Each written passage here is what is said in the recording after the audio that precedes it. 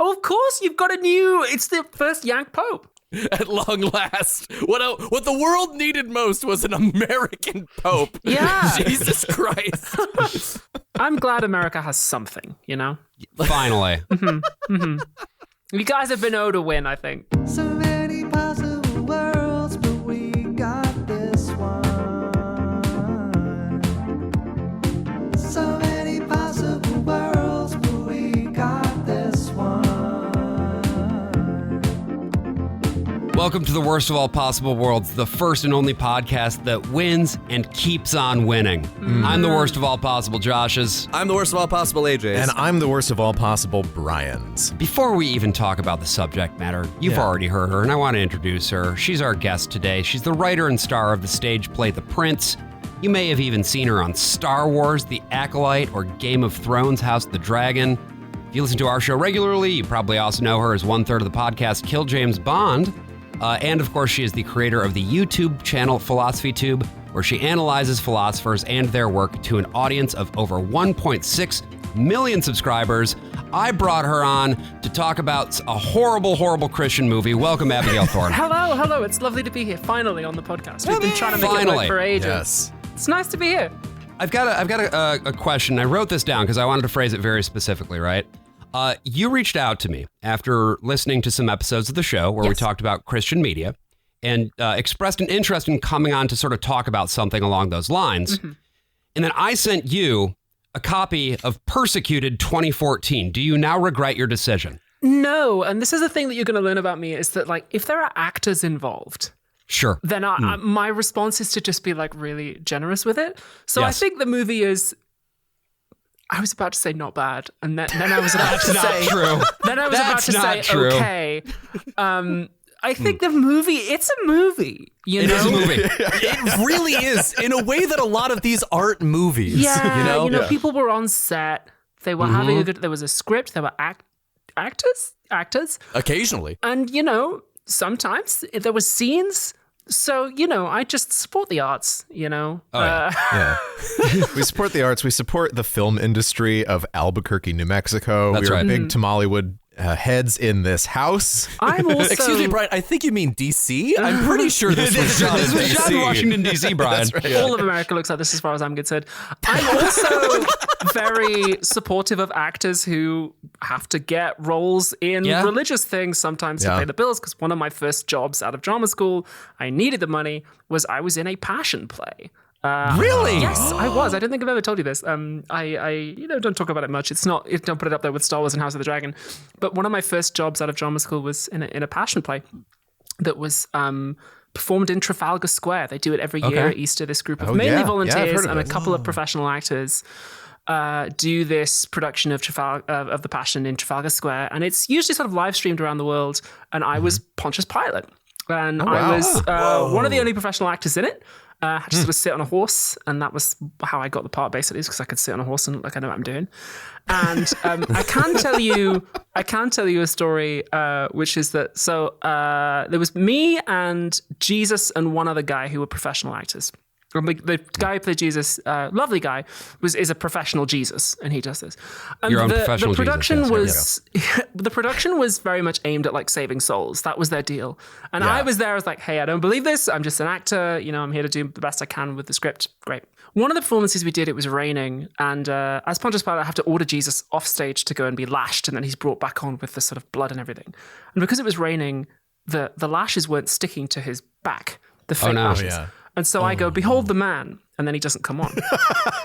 And I go, but first, and I start improvising. And I take off my big Roman helmet, and I turn to the priest playing Caiaphas, and I start describing how the black plume of this helmet came from a big wolf that was in the forest in Germany, and we killed it with our own hands, didn't we, Marcellus? And my centurion was just like, yes, prelate, we did. And I'm just fucking giving this monologue about like this wolf and how savage it was, and how I went out into the woods and I killed this thing with my bare hands. And I said to Caiaphas, I said, do you know how big that wolf was, Caiaphas? And this guy's an amateur actor. He's never done it before. He's just like, no, I don't know. And I go, it was exactly the same size as you. And I give this monologue that's like, don't mess me about, Caiaphas. I'm doing my job. Don't pressure me. And at that moment, he comes on and I go, behold the man. Hey, and like afterwards, the rest of the cast were just like, how did you do that? Like, how did you just improvise this? And this is being live streamed around the world. They tell me that it's being watched by 1 million people. I don't really know how true that is. But, they told me that this was, and they're like, how did you do that? And I was like, that's what you pay me, man. That's what you pay me. It's a nominal amount of money because I'm a professional actor and I will do the best job I can, even if I kind of feel skeezy about what we're doing here. Well, I guess I sort of have a follow-up question off the back of that, right? Because on our show, we talk about Christian shit with some regularity. More broadly, we talk about just all sorts of different types of media, but Christian media is a continued fascination of ours because it is a way that you can oftentimes see sort of what a lot of the reactionary political mind is, particularly the American reactionary mind, because those two things are interconnected here. Yeah. But you don't really have any sort of a background in terms of your upbringing of either reactionary politics or Christianity, right? A little bit. So the school that I went to when I was a child was a Church of England school. Oh, okay. So there was kind of like, there's a milky kind of Christianity to it. They had, Bible readings every couple of days in assembly. But then every now and then they'd be like, oh, and here's like a Hindu reading. They just tried to make it kind of light touch. Two of my grandparents were ministers of the Church of Scotland. Oh, wow. And they used to be like, in fact, my grandmother was one of the first women to be ordained. She was actually the fourth woman to be ordained into the Church of Scotland. Whoa. And the reason she was number 4 and not number 1 is because they did it in alphabetical order on the day. That's true. And so I was raised in a kind of like, well, brush your teeth and say your prayers. And that was kind of it. There wasn't really a sort of theology in particular that I was raised with. I would say that as I grew up, I don't want to say I grew out of religion because I don't want to say that it's, I'm not trying to imply that it's just for children, but it was something that as I entered my adolescence, put down, mainly because I was praying and realized they weren't really being answered. I went through like a militant atheist phase, like a lot of teenagers did at that time, then studied theology at university, and have now come to like a slightly more moderate position on it. So, I guess the kind of like, there are definitely reactionary Christians in Britain. There absolutely are. I will say that the group of volunteers that I did that passion play with, I didn't get the sense that they were like that. I think they were just earnestly just nice, tolerant Catholic people who wanted to save some souls. And I'm like, okay, well, it's not my bag, but like, to each their own. We also find that with like a lot of actors inside these Christian things, they're mostly not the most militant Christians. Yeah. Unless you're Kevin Sorbo. Unless you're Kevin Sorbo. That's your Fred Thompson. Yeah, some of them, especially in like the newer stuff, you'll have people like Sorbo who have built a brand off of being like a really acerbic, right wing, combining politics and social media influence and religion. But you also, have a lot of actors who sometimes they're beginner actor, they're early in their career. Or they're people who have hit a rough patch in their life. Or they're people like Lou Gossett Jr. who take any job. Right. That's legit, So you got to pay the bills. And one of the main things that we cover is a show called Adventures in Odyssey, and so many of the main actors on that are not Christians. Yeah. And many of them have died and have gone to hell. So, because of their lack of faith. The podcast can reveal that now, listeners. I meant that. That's according to like the showrunners of Adventures in Odyssey, right? That was that story that Scott Benson had where he went to Focus on the Family headquarters and they got the little tour and some guy told them that Hal Smith, the original wit, was in hell. What? How do they know that? Do they just call him up and be like, hey, is he there? They got a CCTV down there, I think. Okay. Yeah. Right at the gates. Well, James Dobson has had one foot in hell for the last 60 years. Just phoning them up like, hello, hell. Yes. Do you have a guest by this name? Let me just check. Still in a Rolodex because it's hell. She's like, you have to wait because the lady who answers the phone has just done her nails. So you have to wait ages for them to dry before she can touch the keyboard. You think with all the heat, they would go faster, but no, it takes the same amount of time. Okay, thanks. Yeah, you're welcome. There was a defeat in your tone, as though you have experienced it yourself. Listen, AJ. listen. That's why you get paid the big bucks. That is why I get paid the big That's bucks. Do you right. think anyone in this movie was paid any bucks at all? Yes, it was a union contract. Really? Okay. Hell yeah. Okay. Yeah. Let's go. This movie was, so I mean, if we want to get into it, Yes. we can Yeah. talk about this great movie released in 2014 called, Why am I persecuted here? Yeah. well, just Persecuted. But yeah, I had to throw in that Ted Cruz in the Crucible clip because it gives me joy. This is a movie that definitely combines the religion with the politics. I mean, our sort of pre-discussion highlights that you don't always have to do that when you're making a sort of Christian piece of media, but this movie definitely does. Oh, yeah. Absolutely. And I think the big part of Christian media, at least in America, is that you basically have to do that if you want to get the funding. The business of making Christian movies, even going back to the days of, Billy Graham distributing stuff to churches in the 70s, always has that political bent. We talked about A Thief in the Night in 1971, which is just all anti-UN propaganda. And here we have probably the most incoherent politically movie of this sort, where he's making some point, but he doesn't. The director, Daniel Lusko, does not quite know what that point He is. seems to know, broadly speaking, what it is that he's against, but he doesn't seem to have a cohesive sense of what he's for. Yeah, something else I noticed as well is that as someone who is not a big religious believer, it's very clear that this movie didn't really offer me any ways in.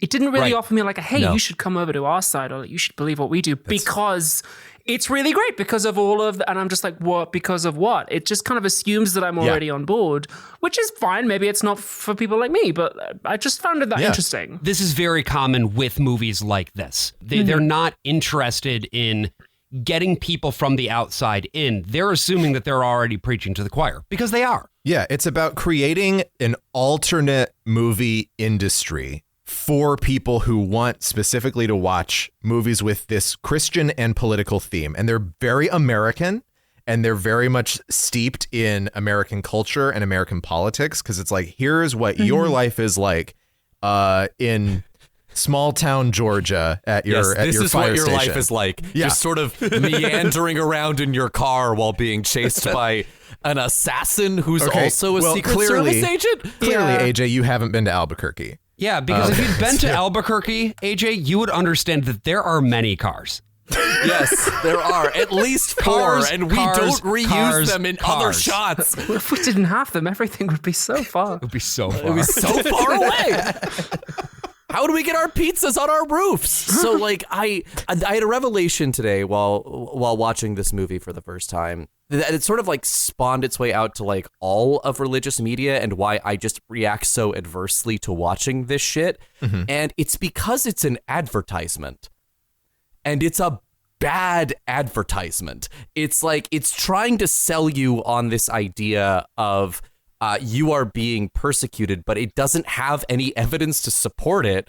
So it just kind of meanders for an hour and a half. I think it starts out pretty strong, even though I don't exactly know who this guy is or why he's so important.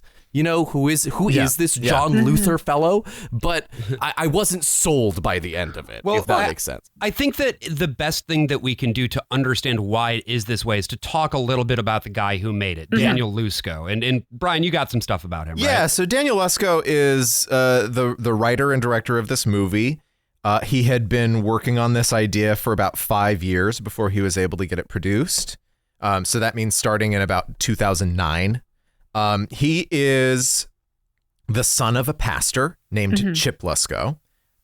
His dad wasn't just a minister, though. He would do missionary work. He'd travel around. He'd work on radio stations, establishing Christian radio stations in different countries around the world. And he got involved with Calvary Church in Albuquerque, which is, AJ, a point of reference for you. It's near the Pyramid. Oh, yep. The Marriott Pyramid. Yes. And it's also near the Cliffs Amusement Park, formerly Uncle Cliff's. And listeners, I feel like we're somewhat burying the lead here. Just to kind of keep the listener on the hook here, can we give them the log line of the film, which is a Christian guy is wrongfully accused and framed by the government of sexually assaulting a teenage girl. That is the plot of this movie. And murdering her. Yeah. And murdering, yes.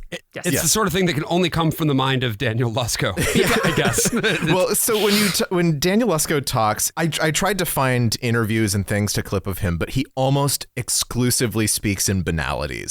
He is always just like selling himself or selling his next movie. And so everything that he talks about is in superlatives. Hey man, that's just being a content creator. Like you gotta be hustling like that. You know, again, I'm gonna be the one who's playing. I'm not really devil's advocate on this episode. It's God's advocate. I suppose you're playing the Lord's advocate. Yeah, I'll just be defending this movie. I think. Yeah, my instincts to be nice to create. But there's no part where he's able to sort of, I don't know, relax himself and actually talk about really the craft in any way, which is unfortunate. Always be closing. Yes. Yeah. But I was able to find some information on him and his family, and it's like, oh yeah, I do know sort of the impact of his family because I grew up evangelical in New Mexico. Case in point, his dad worked at K-Light Radio. I think I'm so glad that I refurbished and put out that episode that we did with Rosie from years ago, because we did mention K-Light and K-Love Radio. Oh, that's right. Yeah. And it's like a Korean pop station. So exclusively Albuquerque. Radio Mexico, call signs west of the Mississippi all start with K, and they're 4 letters, so KLYT and KLOV. So K-Light Radio on 88.3 on the FM dial was founded in 1976. Wow. It claims to be, and it just might actually be true, the longest running Christian music station in America. Wow. Back when the idea of a station that only does Christian music, no preaching, no other kinds of stuff, no talk radio. It's just music. It's just Christian rock. As we've talked about before, this was the 70s. This was the era of Jesus music, of people like Larry Norman, who were coming back from the mainstream rock and roll scene and making songs about Jesus in the rock and roll style. Very scandalous. Oh. So in 2001, K-Light was taken over by Calvary Chapel. Calvary Church Albuquerque is part of this larger Pentecostal network of churches called Calvary Chapel. It also has a skate park. Ooh, there's a skate radical. park right behind the radio station. Very cool. Yeah, this is very Righteous Gemstones coded. Yeah. I mean, that's the thing about the Righteous Gemstones is that he has to go pretty far to actually do any exaggerations. Mm-hmm. So just another point, Daniel's brother, Levi Lusko, is also a pastor. He founded a megachurch called Fresh Life Church in Montana. That sounds like it does organic food. Yeah, right? And it doesn't. It doesn't. I looked. I think it's just because there are too many churches already called like New Life or Bread of Life or anything. They're just like, what's the next word that we can attach to make our brand? Sounds more like it's in Montana. It sounds like the name of the cult from Far Cry 5.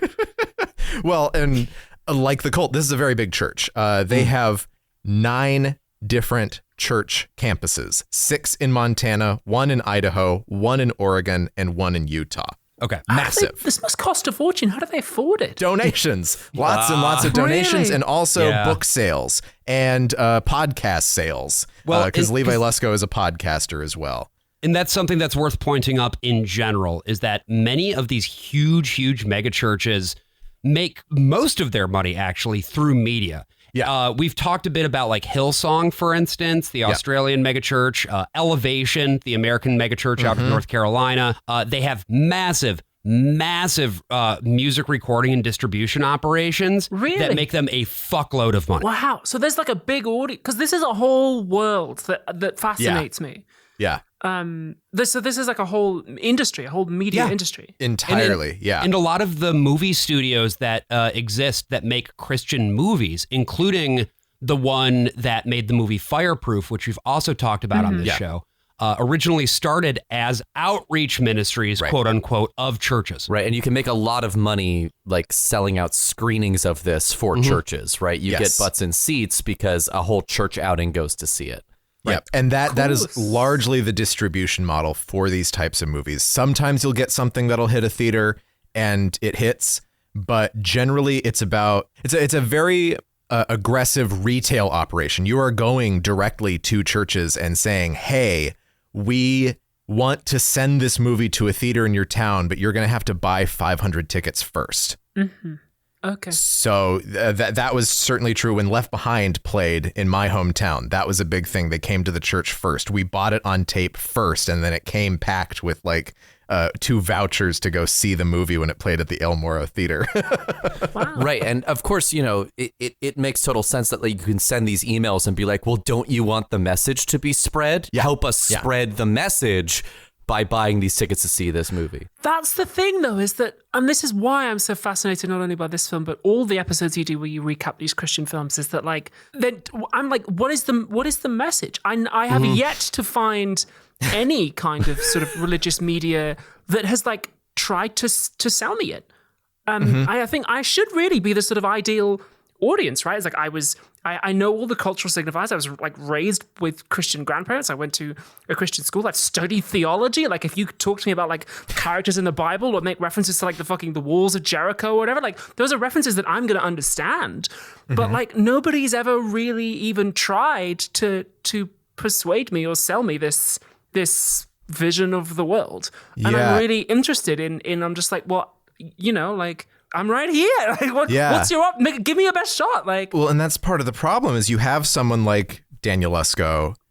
He's grown up so deeply inside of it that he doesn't know what it's like to be outside of it. So he doesn't know how to make that pitch to an audience that's not already in some way involved with evangelism.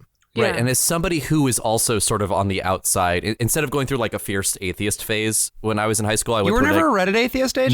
No, absolutely Okay. not. I was an agnostic because I like to play hard to get. But going to Catholic school, they really wanted me because they really wanted me to like convert because I would be a good get for God, is what one of the priests said, which was Anyway, any news on that priest recently? not recently, kind but of insulting to everyone else. You don't want to be an easy get for God. You don't want to be a slut for God. basically the idea is that they don't know how to pitch it, as Brian said, but it's also that they think that it is so intrinsically true that just hearing it out loud will be enough to be like, oh, of course, that is the truth. That is the way. So they don't feel they need to sell that stuff to you because it should be so blatantly obvious, even though you watch this and it's like, I have no idea what's going on.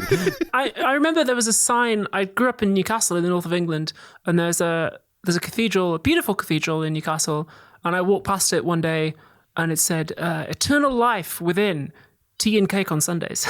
And I was like, that's a good offer. That's right? a great message. Yeah, That's a great That's pitch. funny. That's funny. And there's another one, which is so Newcastle United is called the Toon in town. And there's another church in Newcastle, and it used to have a sign outside that said, "The Toon have finally signed Jesus. He's great on the cross, and he's sending us up." And I'm like, again, that's really good.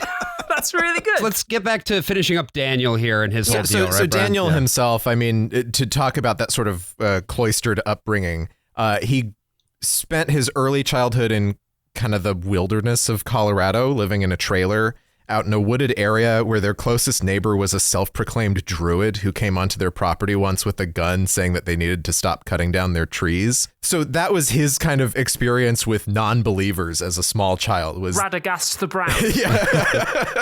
And he's packing.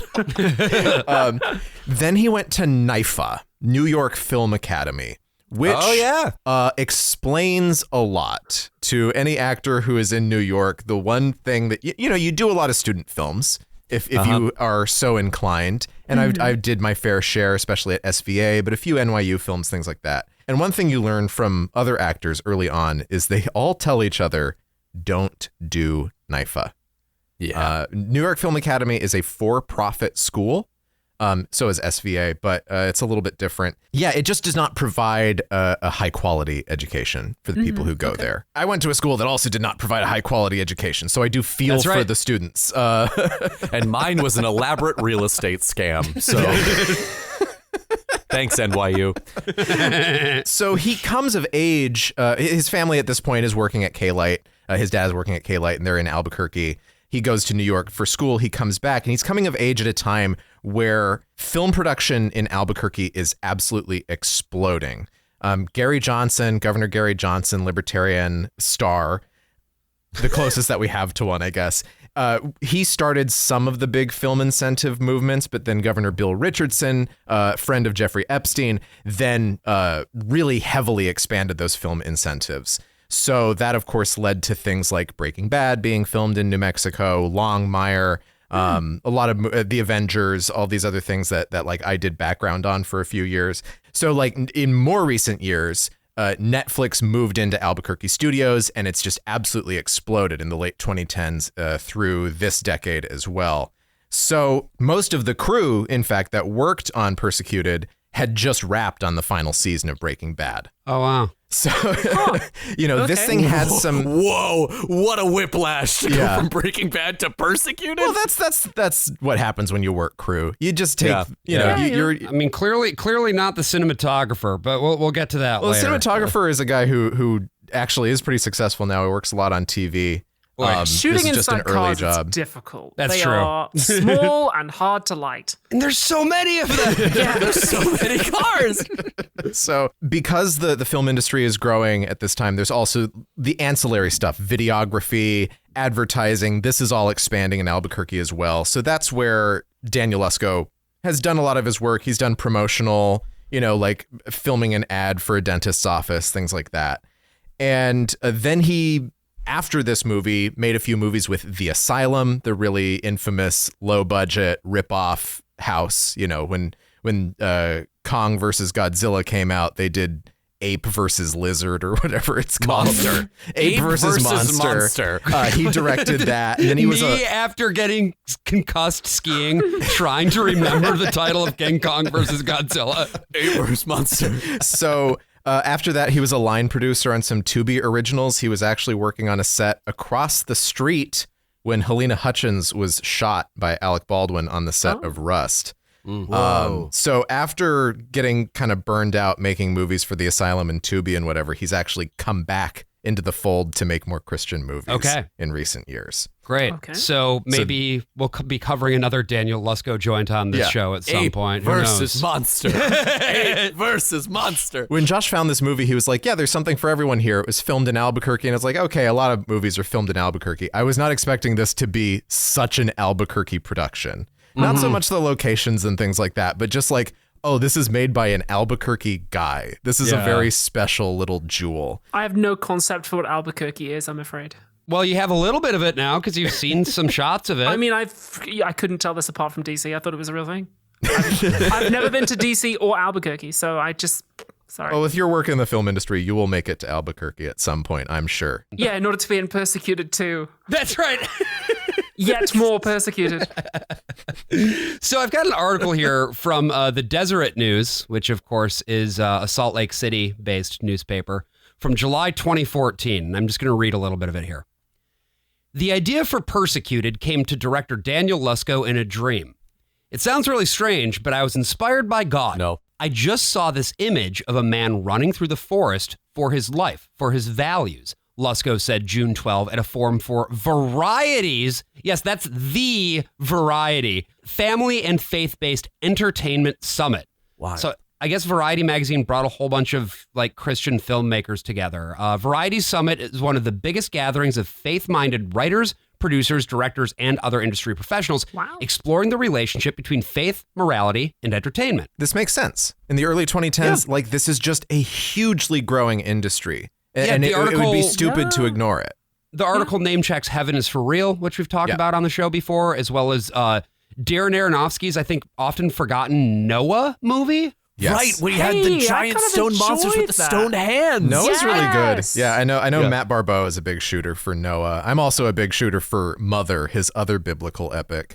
I am not. I am less keen on Mother. And on this Mother's Day, but Great Dickensian sentence you've just said. I'm less keen on Mother. on Mother. Like many independent films, Persecuted has a limited release. 600 theaters in the U.S. compared to blockbusters like Noah, which opened in more than 50 countries in March and April, but Lusko sees this level of support as a victory for faith-friendly filmmakers.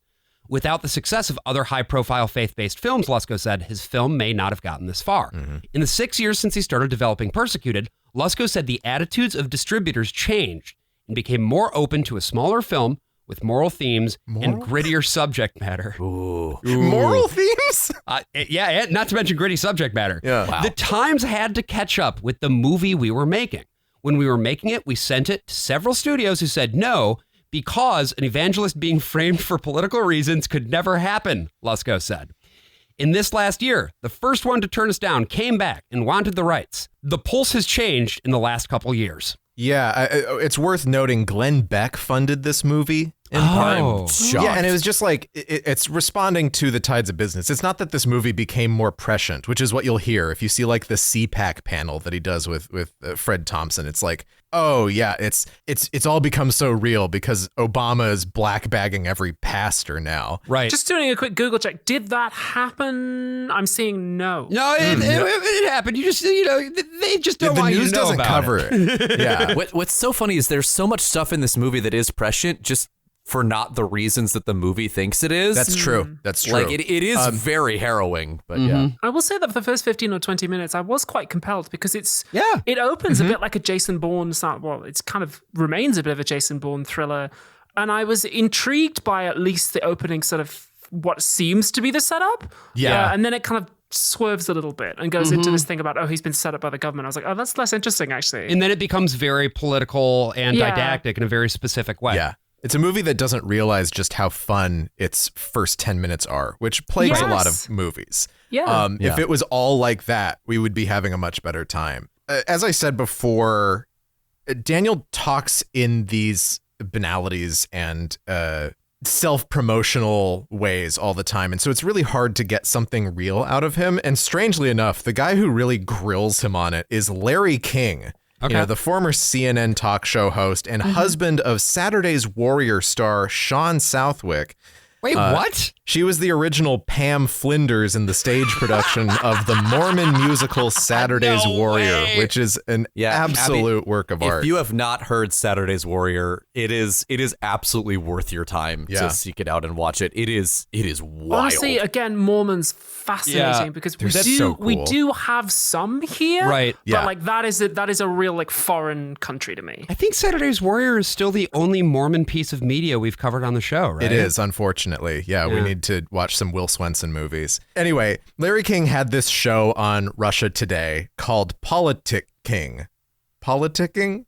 Politic. Oh, Politic King. Politic King, because it's his name. He really had a show on Russia Today? Yeah, he did. That So was after CNN, that was he went who to hired RT? him in the 2010s, was Russia Today of all things. Really? So, Wow. So here he is pressing Daniel Lusko on the premise of the movie. All right, Daniel, how did this come about? Well, it was a vision that I had about 5 years ago. I just woke up in the morning, and it was more or less a curiosity I couldn't get rid of. A man running through the woods, kind of King Lear scenario. He's been thrown out of his kingdom, and he's an evangelist who's stood up against this fictional legislation called the Faith and Fairness Act. And this Faith and Fairness Act would essentially require all faiths to give equal time and respect in the public eye. And for this evangelist, that's like death to his beliefs. How would a faith do that? Well, he would have to say, going up in the pulpit, he would have to say Jesus is just one of the ways. And for a guy like The movie this, never says this. That's a hard thing to go with. So he stands up against it. A lot of his, though. How could you? Exactly. Well, I think that it is a fictional scenario, but this evangelist stands up against it. It's a lot of his friends who are involved with the legislation, even his own ministry, and he's framed for murder and rape. And he goes on the run to prove his innocence. So it is a little far-fetched. It's a political thriller, but it plays on the House of Cards type of fanfare, and I think it makes for an entertaining piece anyway. He trails off at the end, and I don't think he's seen King Lear.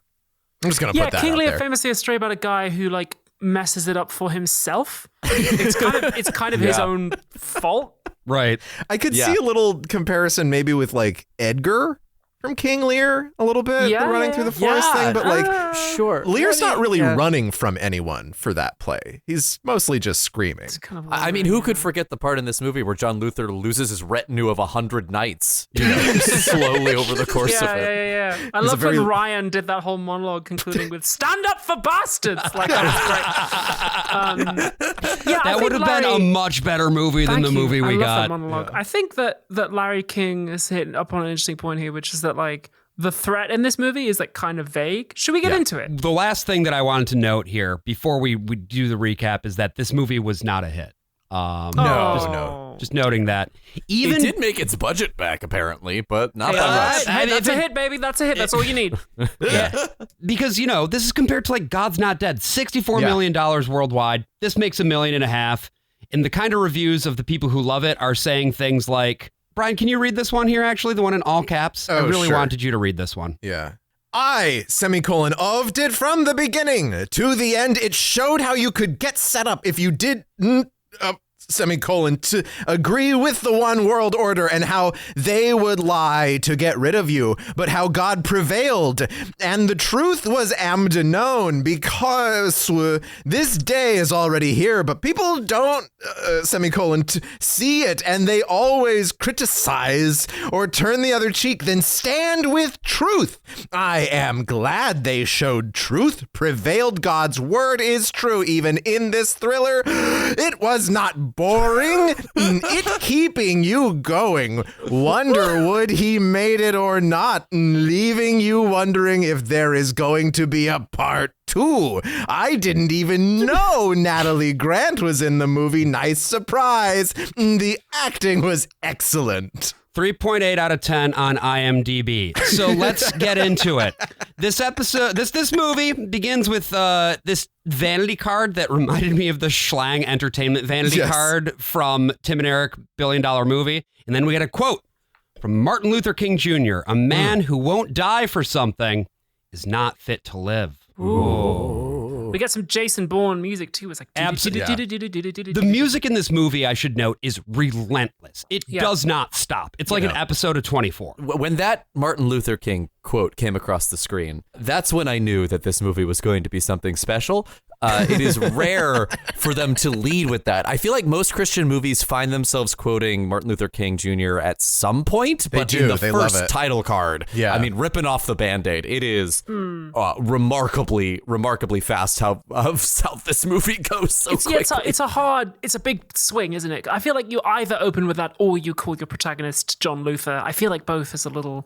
It's a little much. Anyway, we open on a statue of someone. I'm British, so I don't need to. Thomas Jefferson. This is Jefferson Memorial in D.C. Yeah. This is basically shot in Albuquerque. They moved the whole thing to Albuquerque so they can shoot it. Which again, I think is like, I don't know why they use the Jefferson Memorial. I guess again, just to show that we're in DC. Stock footage library. Yeah.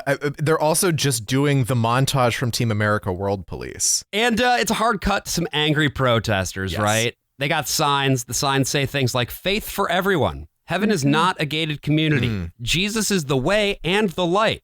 You and I are sons of one religion and it is the spirit. That's a terrible sign. And your word is truth. And notably, at least one of these signs has a little logo on it that sort of looks like the Coexist logo, right? Where it's like it's got the crescent moon and the Star of David and the whatever. The cross, but it's Josh, you're forgetting the cross. Well, of course. Yeah. The whatever. But who can forget when Jesus Christ died on the whatever and rose again at some other time? Yeah. How about you suck my dick? So this is for something that That's is what known... he said when he rose. Suck my dick. So this is for something called sumac. Yeah. And sumac is going to be important later on, sort of. I think it was meant to be important. I didn't quite pick up what it was. But the other thing we get here is a beautiful young woman in a wet top holding a Bible, and I was like, okay, hello to you. Everybody's soaked. So was I. Come on. I love my wet Bible woman. Yeah. Wet Bible woman. There's something that's like that is so. There's a sexual undercurrent to this entire film, right? In a way that makes me feel gross at times. I feel great about it. It's weird that this shot is sexy, but then some of the stuff that's meant to be sexy later isn't. Yes. Not at all. Yeah. I don't understand what the protests like, because the protests are supposed to be like the mob that we are supposed to be able to control, right? Like this is like everything is chaos. We got to put these under the thumb. Are they not the good guy? Like it's not No, clear. they're not Christian. And this is, but they've got It's signs of like, unclear. I am the light, the truth, and the way. I'm like, is that not? That's your guy, right? Yeah. Well, Was it two different camps protesting against each other? Each other, like they were at each other's throats. It's not very clear. unclear. I think that what you're supposed to be taking away from this is that these are the wrong kind of Christian. These are like more universalist type Christians because, heaven is not a gated community implies that anybody can get into heaven however you want. God. Same thing with Wait, yeah, so it's Rob Bell. It's because of fucking Rob Bell writing right. his book. That's He's right. alive and well and living in Paris. Yes, Rob he is- Bell is a Grand Rapids-based evangelist who wrote a universalist book saying that everyone is going to go to heaven. Right. And Great. Yeah. people got very mad. Wait, is that bad? Yes, apparently. Apparently quite bad. It's really bad. There are infights within evangelical Christianity itself, within the factions. There are factions within factions that I am only now starting to unravel after having spent 3 years being exposed to this kind of stuff. You're welcome. This is the other thing that makes it hard to kind of pitch me on this because I'm just like, you guys don't even agree. It seems like you're not happy doing this. You're like, you're always fighting with each other. I'm just like, you guys need to sort it out and then come and pitch it to me. Which I think is a lot of what this movie is trying to do. It feels like them fighting within themselves for the soul of the faith, right? We have a prominent Catholic character in the movie who is not seen as an enemy in any way compared to something like Left Behind, where the Catholics are all losers. Oh, really? To the point of the soul of the faith, we are introduced to the character who is going to be the soul of the movie and who the director, I think, also sees as the heart of how Christianity ought to be. This is a man known as John Luther. He is sort of the leader of, I guess, the most powerful media organ. Like he leads a church, or maybe it's a parachurch organization. So he's being interviewed by Gretchen Carlson From of Fox News, yes. He's played by Dexter's dad, and she specifically refers to his quote crusades. Right. If you know anything about American evangelism, sorry, Abby, once again, who had crusades? Christians? Billy Graham. Billy Graham specifically. So, Well, and also the Catholics. I mean, very there are the old crusades, and then there were Billy Graham's crusades where he goes around and preaches. I went to a Billy Graham crusade when I was in first grade. It was the top event of the year for a 6-year-old child. And Brian reclaimed the Holy Land. I did, yeah. Wow, you did it. You finally did it. So he's not necessarily someone who runs a media organization, but he is a pastor who has deep ties with politics and knows his way around a TV set. Yeah, he's a media personality. So he's like a Jordan Peterson guy, right? He makes media, but he like writes books, he presents shit. Yeah, so here's what he sounds like when he's getting interviewed. Freedom has been under attack in every generation, and our generation is no different. Who better to ask about the subject of freedom than you, John? You've been hailed as God's ambassador by the world's foremost dictatorships, Sudan, North Korea, and Iran. What does But there that are mean? those who claim that your ministry is intolerant. Seems like a good thing that to call it's someone. condescending to people of other faith. Some in Washington have even said that your crusades may even threaten the freedom of others. Diana, if I thought for a second that I could look down on anyone for their beliefs, I wouldn't be sitting here. I'm not a Republican. I'm not a Democrat. Yes! I don't belong to any particular religious denomination. Yes! And my personal history is no better than any of your viewers. Wet Bible lady. You know what kind of person I was? Who I really was? An abusive, alcoholic, gambling drug addict. Those are the 4 big ones. And I deserved nothing less than death when God came into my life. So, John, what is your opinion of the primary tenets of the Faith and Fairness Act? And I quote, to publicly declare your religious beliefs in a way that permits equal time and respect to other systems of faith. What does that mean? Yeah, it seems like that's going to get struck down immediately on First Amendment grounds. Yeah. And must be defended by work and by faith. And even by blood. Title card. Persecuted. So can we talk about the Freedom and Fairness Act? Because it's a sort of an interesting setup that I was hoping to get more from the film about what this means, because it sounds like it would be a pretty obvious pretext to clamp down on religious expression, which seems to be like all the First Amendment stuff in there. Right. Or like could be read that way. It reminded me a lot of things like Foster and Sester and the Kids Online Safety Act, which have been used as excuses to crack down on free expression. So part of me was just like, oh yeah, I kind of get what you're going for here. Like, I understand what it means for somebody to declare that my expression is like bad or like, for instance, pornographic, and just to try and take that away from me because you guys are trying to do that to me.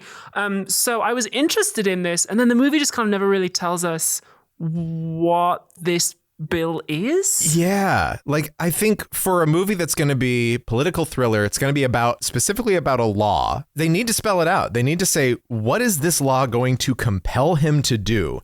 And the closest it gets is he has to make a declaration of faith that also says, but you're okay too if you don't agree. And that's just weak. It's weak. It could be so much more intense than that. It's not surprising, given what we already talked about regarding Daniel Lusko, that it doesn't seem like he knows. Genuinely, I don't think he knows what the thing is doing. I think he had this idea of, well, he's trying to fight an unjust law and then didn't take the necessary second step to figure out what that thing should actually be. Yeah, I don't think he had a dramaturg. This is a slightly botched metaphor, but it feels like he wrote the script for this movie and his fingers didn't have their glasses on. Yeah. Because I feel like I'm hearing it without my glasses on and like watching it and it's like blurry and I'm like, I can kind of see the vague outline of what you're going for here, but I just I'm like, what is this thing that I'm looking at? Yeah. It's the evangelical Syriana. It's like the exact opposite of the evangelical Syriana. A movie that is so incredibly complex in its politicking. And then this movie, which is just like, I don't know, there's a law that will like require you to say that other religions are good too when you're saying your religion is good, but also it will require every single religion to have a CCTV in their later on it goes place of worship. Fucking nowhere later on. I was like, whoa, because they realized he needed a motivation for it. This goes totally into Nikolai Carpathia territory, Left Behind kind of stuff, where it's like, actually, this is the government creating a single global church. That's a totally different thing. And if that's going to be your angle, you got to start with that. Well, look, we'll talk about the global church, the globo homo in a little bit. Right now, Globo I want to... Christo, That's right. But right now, I want to focus in on our protagonist, John Luther. He is getting ready for a big speech because, again, along with just being this charismatic religious leader, I guess he also has a TV network that has more reach than the big three combined. Don't they say that? Like, it's the biggest platform in the world, basically. Oh, I missed that. He's a presenter on this. It's called, what is it, Truth Live? Right. It's like a Christian media network. Okay. And enter into this, as John is in the green room, dipshit Ryan, as I'm going to be calling him. Dipshit Ryan is his second in command. And this is what he sounds like when he's warming up the crowd. He's a trustworthy man, very meticulous. Very meticulous. He's actually the first pastor I've ever worked with that irons his Bible. I've gotten to work with him in beautiful and amazing ways. He has had quite a past, as some of you may know. I'm not going to get into that. That's something that's water under the bridge. So I don't want to talk and bring up old things that God has brought him through. But let's just say he's the only guy I've ever known that buys communion wine in kegs. But anyways, I was kidding. So this guy, Ryan, is played by stand-up comedian Brad Stein, and you can tell that they were just like, hey. Ooh, he's a comedian? Yes. How could you not tell? He's not just a comedian, a Christian comedian, a clean Christian comedian, which is a very specific type of guy. New York Magazine, or the New Yorker magazine in 2003 called him God's comedian, and he has been running with that for the last 22 years. And here they have clearly just asked him to do what Abby had to do as Pontius Pilate. He's just ad-libbing up there. They did not do a second take. Now that you've said that, it feels like he's just vamping a lot. That's why he's like stumbling over his words and everything. This guy, I mean, I didn't clip any of his stand-up because all of his routines are too long. He's basically like evangelical Dennis Leary. He complains about coffee. That's brutal. Using chopsticks. But then adds the usual and also the gays. Wow. He's so cool. I like him a lot. I love to be ranked alongside such minor problems as chopsticks. It was like, what part of that is difficult, man? I'm just I'm watching this guy do this performance, right? And I'm like, well, at least he's just in this part of the movie. Oh, dear. No, the plot hinges on the bad stand-up man. Yeah. But do you know who else is in the movie?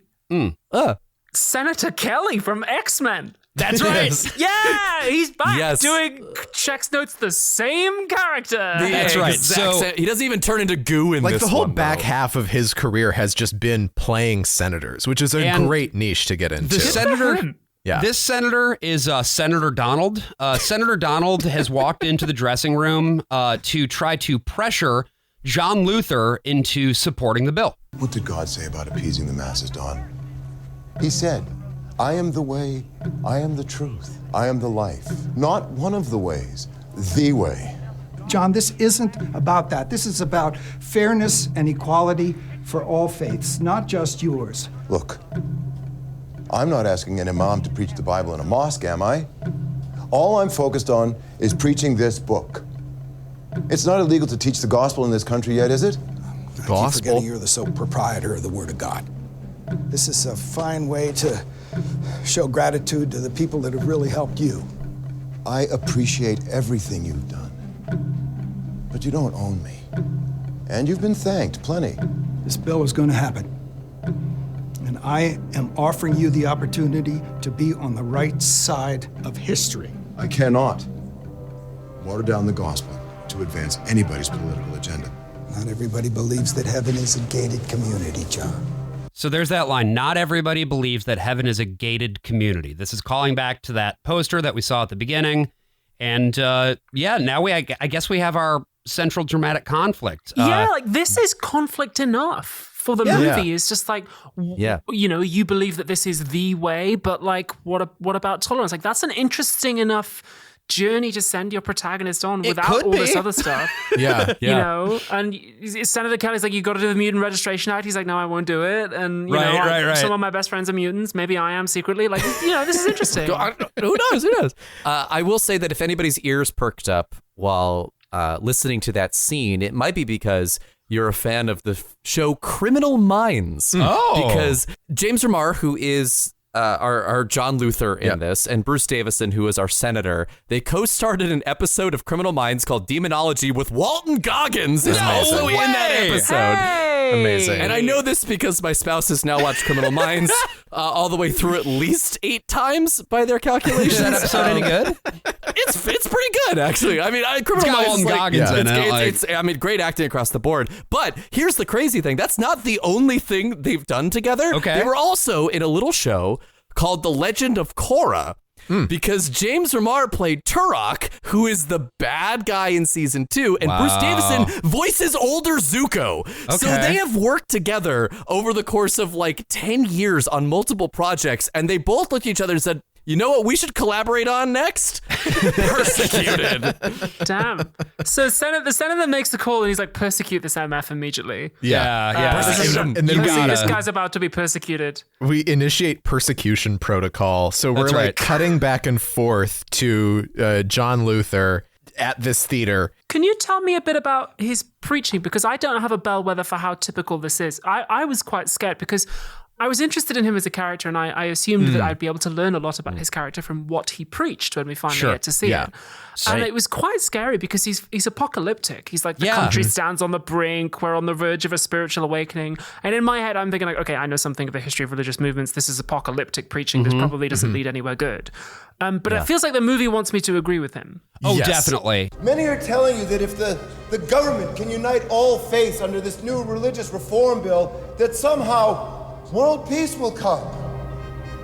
But the Bible says that no government can ever bring peace to man. He's not on board. Yeah, this is cross-cutting. Persecute him. Persecute him. Push the persecute button. Get me General Strike. It's either the world and its religions and its politicians and its pleasures, or Pleasures. it's the Lord. And it's because, Abby, this is an apocalyptic idea.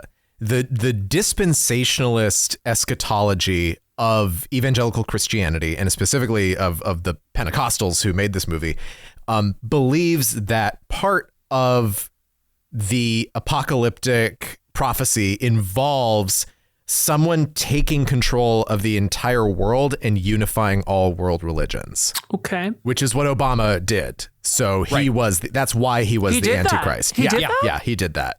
Well done. That was great. How's that going?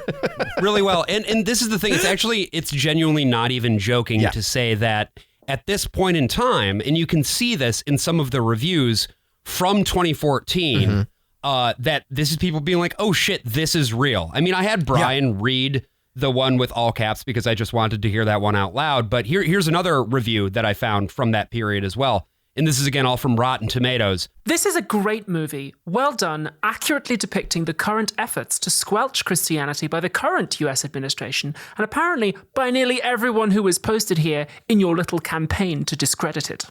Damn. AJ, why don't you read the next one there? I saw this movie last week. It reminds us just how corrupt our government is all the way up to the president. They all lie to get what they want, even kill people without giving it a second thought. Very good movie. I will recommend every Christian see it, and I will purchase it when it becomes available. Yeah. So, like, this is stuff that Obama is doing right now in the year of our Lord 2014. Yeah. Right. And again, the way that is that whole syntax is like, I will go out and I will fight for you, right? Yeah. Buying this is a political act because it is opposing Obama creating the one world religion. I was quite young when Obama was in office, but I don't remember that happening. Well, no, it's when he wore the tan suit. Yeah. That was the day he declared all one world He even religion. used to say, like, God bless America at the end of his speeches. No, he pandered. It's something that always kind of shocks me when American politicians say that, because that's such a foreign thing. He pandered? How did he pander, Brian? He pandered like hell. I mean, he pandered to everyone on this, wore his fucking flag pin, denounced his pastor, all the stuff that everyone asked him to do because he's a fucking Democrat, and that's what they do. They pander to the right at all times, and it's never good. I mean, Chuck Norris was self-funding ads for Mitt Romney in 2012, explicitly just saying, I believe that Barack Obama will usher in the millennium, that he is the Antichrist made flesh. Hi, I'm Chuck Norris, and this is my wife, Gina. We are here to talk about a growing concern we all share. If we look to history, our great country and freedom are under attack. We're at a tipping point, and quite possibly our country as we know it may be lost forever if we don't change the course our country is headed. It is estimated that in the 2008 election, 30 million evangelical Christians stayed home on voting day, and Obama won the election by 10 million votes. Our great president, Ronald Reagan, said, "Freedom is never more than one generation away from extinction." We didn't pass it on to our children in the bloodstream. It must be fought for, protected, and handed on for them to do the same. President Reagan went on to say that you and I have a rendezvous with destiny. We will preserve for our children this last best hope for man on earth, or we will sentence them to take the first step into 1,000 years of darkness. While he's doing this speech, we're cross-cutting. We see planned persecution go into action. That's right. We see this woman leave a building with a sumac sign on it. That's right. Then she goes into the car. It's apparently an orphanage. This woman is a fully adult orphan. Yeah. I thought she's meant to be a teenager. I guess so. We learn later that this character is 16, which surprised me. They actually looked a little older, but that's fine. Yeah, so she doesn't look 16. She goes down the stairs. This is clearly just like the back of that same theater that they're filming inside. And she goes into this car, and her government assigned pimp gives her some extra strength Tylenol that absolutely fucks her up so bad. Right. Step one of the persecution protocol, right, is that she stands next to John Luther after a show, and they get a picture taken together. Yeah. And this agent is like, oh, this is my daughter. Like, she's a big fan. Like, and so there's a photo of him with his arm around this girl, right? Yeah. And so John then drives home, and he has a flashback where earlier today, or maybe yesterday. I guess I thought this was meant to be years ago. Like, traditionally, like flashing back to the guy's family I thought these people were dead, and then his little wife kind of turns up later, and I was like, okay, yeah, okay. it's like, oh, this has to be a dead daughter because it's all smeary and everything. But here's the flashback. What are you doing up? My recital is tomorrow, and I need to practice. Are you coming? Sweetie, Daddy has a super important board meeting that's scheduled at the exact same time. I can't make it. What? Is there any way you can reschedule? I'll tell you what, baby. You go home with Mommy, straight to bed, and when you wake up, I'll be there. Breakfast in bed? Breakfast in bed. Only I'm cooking. Yeah. Listeners, do you understand how that by telling us about this man's bad past and then showing us this in a flashback with that music, I formed the impression, oh, like he didn't prioritize his family enough, and then they died, and then something and maybe happened. this is what caused the spiral, or like the spiral Somebody led gave to him the Christianity cell, yeah. which nobody has yet to give me. Like, it worked, right? We're going to do it at the end of the show. Don't worry. Yeah. Okay, Yeah, great. we have an altar call. I have an altar. I'm going to tell you guys this. So recently I went to a Catholic funeral. And part of the Catholic funeral, you may know, is communion. Right. And I had to stand up to let someone else get out. And then I was sort of pressed into the queue, and I figured it would be rude to kind of opt out and turn around. So I ended up like taking the communion. Because I was just sort of too embarrassed. And you didn't burst into flames? Well, I was sort of too embarrassed to say, I don't think I'm meant to do this. I don't think I'm allowed to do this. I am, in fact, transsexual. You can do it. I'm not sure I'm meant to. God I can't don't know what the stop you. rules are on that. And I have to say, I was curious. I was like, okay, well, this is the real deal. And maybe I'll feel something. I have to say I didn't. Communion wine was nice.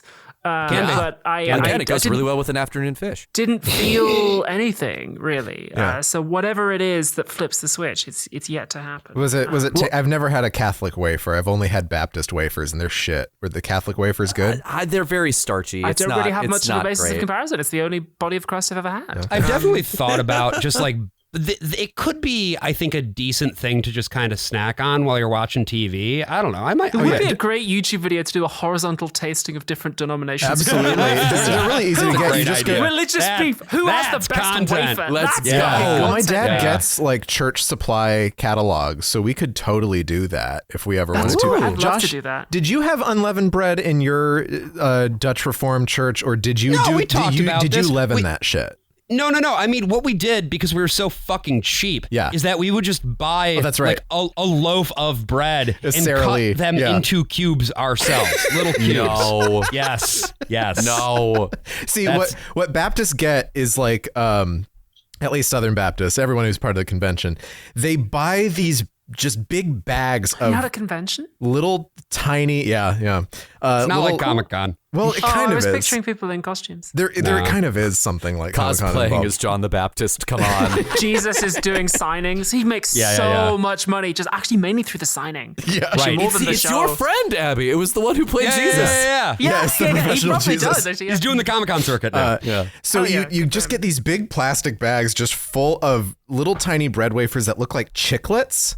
They're like little, like, I don't even want to say they're even like a square centimeter. They're probably like half a square centimeter of just a little puffy bread thing. Oh, yeah. It's very crunchy. Actually, something I forgot to tell you about that production is that I was not only part of it, I was understudy Jesus. Whoa! Whoa! What? Yeah. Because at the Did you ever go on? No. At the time, I looked quite different, and also I had at the time a beard and sort of long dark hair, and so Sure. I was. I very nearly broke the cross during rehearsal because I was like a couple kilos heavier than I was more hench than the guy playing Jesus. Sure. I was slightly taller. And at one point, the guy playing Jesus was like, "Yeah, he's a professional Jesus. He does Jesus in all sorts of productions. Right. Yeah. He's got the sort of long hair and the beard and the very sort of relaxed vibe." I mean, you do still have long dark hair. I should say that. It's Thank very you. I don't nice. have the beard anymore. It would be a little incongruous now. But at one point he did, because they were saying to me like, well, you understudied Jesus for a couple of years. And then he said to me like, you could be like future Jesus. That could be you. And I was just like, I don't think I want to be future. You saw your career path Yeah, stretch yeah, yeah, before yeah. you. The and you Jesus were like, career no, trajectory. Take this cup away from me. I don't want it. But I was like, I think I lack one kind of central central qualifying thing to play Jesus the rest of my life, man. Which is that being a Christian. Yeah, exactly. Yeah. My beard was the only reason I was cast in my 6-hour Bible play that I was a part of in my youth. So amazing. They got it all down to 6 hours. So that's really impressive. I know. I mean, it was a cult. So the cat has been saved at this point, right? We John Luther, we now are fully on side. We love him. He's the greatest character to ever do it because he had a daughter. Apparently. By the way, he was abusive too, but we will never talk about that. We will never talk about the abusive allegations. We'll never find out about that. I think he might have been abusive to his wife or a previous wife or something like that, but this daughter seems too young to have been part of that phase of his existence. And that kid, by the way, not a good actor, but very cute. No. Very, very cute. A lot of local hires in this movie. There are a lot of people who are like, oh, I've seen her on Breaking Bad as like a cashier. So that was fun. And as John is driving along, he sees that girl from before, the one that he took a photo with. Yeah, the Tylenol girl. At the thing. Oh, my God. She's in danger. Yeah. She's like, oh, they're after me. When he gets out of the car and talks to her, but not really. Yeah, she's just on the side of the road. So he's like, oh, well, I'm a helpful guy. So he pulls over. He's like, are you doing okay? And then some government agents jump out of nowhere. They drug him. Yeah, they give him Tylenol. He gets tranquilized. She was the bait. The girl takes some compromising photos with him to make it look like. Why did they need the first photo? They're taking a bunch more photos in the car. I think the idea there is to establish that like he met her at the thing and then they drove off together. Okay. So they're building the timeline. Yeah. Again, this is a moment where it's all quite vague because we will later learn that what they're setting him up for here is like he's going to be falsely accused of raping and then murdering this girl. Right. Yeah. So they take these photos together. There's no actual nudity involved. None. It's just like she poses suggestively on him and we get this sort of blurry montage as he's kind of out of it. To be honest, I think it would have been better if they just cut to black and then started the next morning and he doesn't know what's happened. I think you're right. Yeah, they piece it together. They try to do like the Breaking Bad, like meticulously set up the fake crime scene thing. Mm-hmm. You know, he tells the government man tells her to scratch his face so that it looks like there was a fight. They pose the car and the guy calls in like a report of a car accident. They notably do not crash the car because they cannot afford to do that because that probably just belongs to somebody. They can't do it twice. They can only do it the one time. This is not Blues Brothers. But as they're setting up the car being pushed down the hill to be like, I don't know, why would you not just kill him in the car crash? That also seems better, but whatever. Yeah.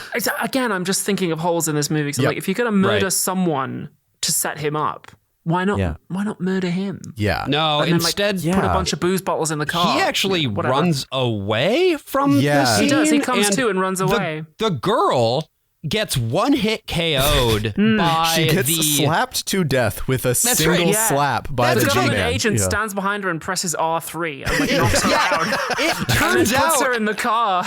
She's dead. Yeah. Full on dead. Yes, straight up. And this whole thing is being filmed by somebody in a hoodie that's just on the outskirts. And I have no idea what she says here. But what it sounded like to me was that she was filming and she just went, late. Yeah, there are these like zombified youths in hoodies that are witnessing. I think there's actually two. It's confusing because there was like also a dark hoodie in one of the shots. Witness is like filming it on her phone. Yeah, I mean we're getting really into the weeds here. But it matters because she comes back. That's like one of the plot things that does come back. No, it does actually matter a great deal. And when John wakes up, he is fully unaware of what has happened. There's a gas station scene that goes nowhere where he just walks in and is like, can I have water? And she's like, can I have the bathroom key? And she's like, no. Well, this is a very important thing that it sets up here, which is that the businesses can't protect you because of all these regulations and rules, whereas Christian Helping Hands will pull over on the side of the road and be like, do you need active help? I will help you. I've been where you are. Except not, though, because it turns out that the lady who drives up in the van is part of Sumac, which is like the evil organization. Is she? I'm going to be honest, I completely She's got missed the that, bumper sticker on it. Well, so first of all, this lady rolls up with a sign from Christian Helping Hands, mistaking him for a homeless man because he's beaten up and bloody. She gives him a bottle of water and lets him use his phone. He calls his wife, and I'm like, oh, you're alive. First of all, not so long ago, I looked just like you. This is the Helping Hands lady.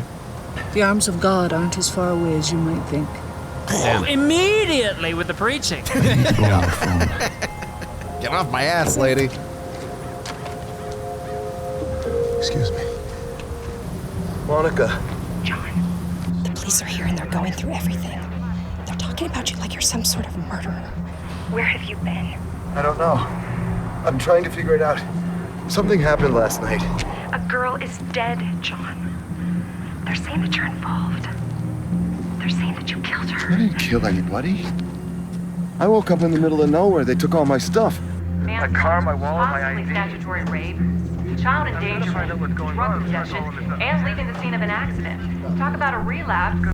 The wife got him. Does not believe any part of this. She's like, they are it would have framing been you. more dramatic if she did. Right, because he has a past. He has abused somebody. He maybe abused her. Or maybe she was ambiguous. She's like, John, just come home. And he's like, no, I've got to clear my name. It would have been better if maybe some doubt. That could have been a good theme for the movie is doubt. This is a problem with these movies. And we see this time and time and time again, is that you are expected to be so fully on the protagonist's side.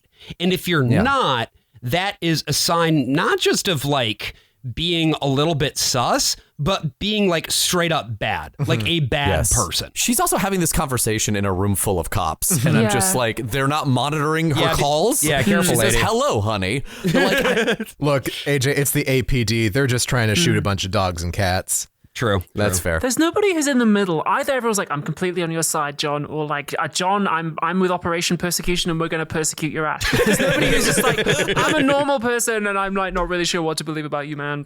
Yeah. There's nobody. But then he says to this lady in the Helping Hands van, he's like, can you give me a lift to next location? Right. And she's like, I'd love to. I'm just heading there now, actually. Right. And as they pull away, she has a coexist bumper sticker. Yeah, the on her sumac bumper sticker. And then we get it's like a scary, and I'm like, why is that? No. Bad. Well, because and then she's never seen again. Sumac, you'd think like, oh, this is gonna come, but she's gonna be like, I just saw him, like, get his ass. Operation Persecution, get his ass. She never comes back. No, she she's just gone forever. incidentally works for Sumac. She's just actually a good person who helps people out. But Sumac, we should note, is globo homo in this world, right? What does it stand for? I don't believe it ever says. Because I was really confused about who these people were meant to be, either in the movie or real life. Who's that? Alex? Are these Some guys Unitarians must act cordially, I believe. Satan uses motherfuckers and Christians. Suspicious, underhanded Americans are crazy. There it is. That's the one. Okay. I don't know. Abby, what do you got? Surely you must act Christianly. I don't know. Yes! Surely you must act Christianly. Yes. John thinks he's going to be able to walk home in a straight line, but it's not going to be that easy for him. And Senator Don, meanwhile, he like sort of meets the press, but sort of not. He's not going to comment on the situation fully because he doesn't know what all the facts are yet, although we will find out that he is also a member, and was, of course, the one who called in Operation Persecute this motherfucker. But I like him in this because this is the first time anyone in the movie's done anything clever. Because he's just like, I'm not going to comment. I loved the protagonist, whatever his name is. I love him. We're good friends. But obviously pretty serious, and we hope he's just going to turn himself in. So justice will be done. Got to go. And I'm like, all right, cool, nice. So John does what the protagonists of these kinds of movies always do, which is he goes to church and he talks to the pastor, who is played by one-time presidential candidate and longtime character actor Fred Thompson. Yeah, this guy's like a mainstay on daytime television for like 25 years. I've seen his face before. And then he ran for president. What was in 2012 or was it in 2008? I believe so. Yeah, either way, he didn't make it. He didn't win. And this is like I feel like I would have known if he had. I think he did okay in Iowa, but then got shellacked everywhere and then else. he this is like right before he died, basically. This movie is, yes. Yeah, he died very shortly after this.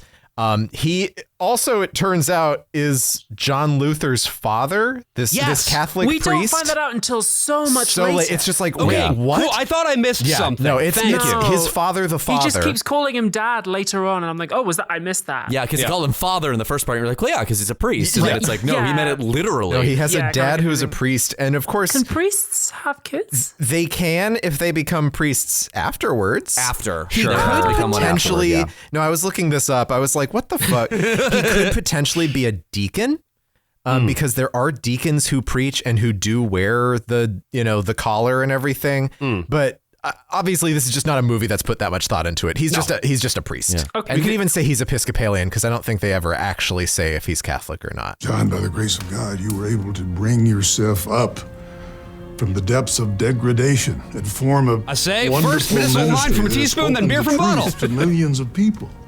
Now, those who believe in nothing must bring you down, must destroy you to achieve their own goals. To be like that. Which are... You're going to be charged with first-degree murder. Oh, no. How do Now, you have two choices. Okay. Okay. You can turn yourself in, throw yourself on the mercy of the authorities, and hope for the best. Good plan.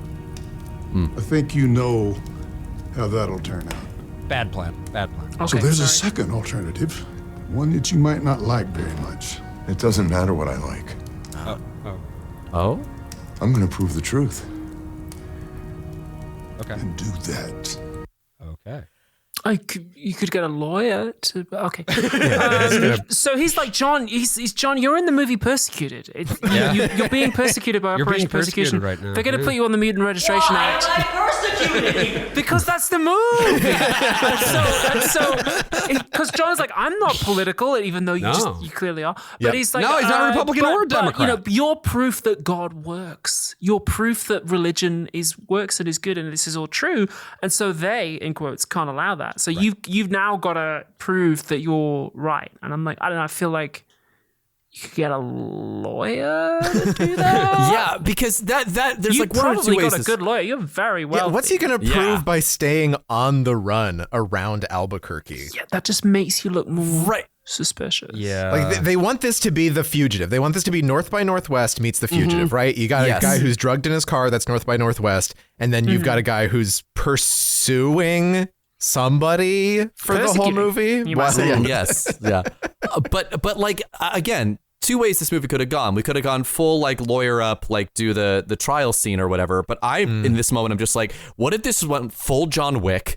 Like we go to the basement of this church and it's just full of guns. Yeah. I mean, it And doesn't it's so like, not go that direction. And it gets so close to that. He pistol whips that guy he's later. He's never really tempted to go back to his old ways. Like Yeah. we never have a movie that Right, looks right, longingly. right. Again, he never doubts, and Yeah. that's It's just like a not a Taken. very Like let him do a human Taken. thing. Yeah. You know? This is when No. you introduce the daughter. Like this is when you show that he has a daughter in the present who we don't see ever again because I guess she was such a Yeah. bad actress. I don't know. Or maybe we see his old family on the news, like, yeah, he was always an abusive piece of shit. You know, just somebody who casts some doubt. And it would be so much better if it just ended up being him administering punishment for the rest of the film. But unfortunately, we have to go back to dipshit Ryan. Yeah. Because Yay. Senator Kelly meets him and is just like, hey, man, this is obviously a tragedy, but like, kind of a good career opportunity That's for right. you know? Because like, if you support the Mutant Registration Act, we'll get rid of those pesky X-Men, and then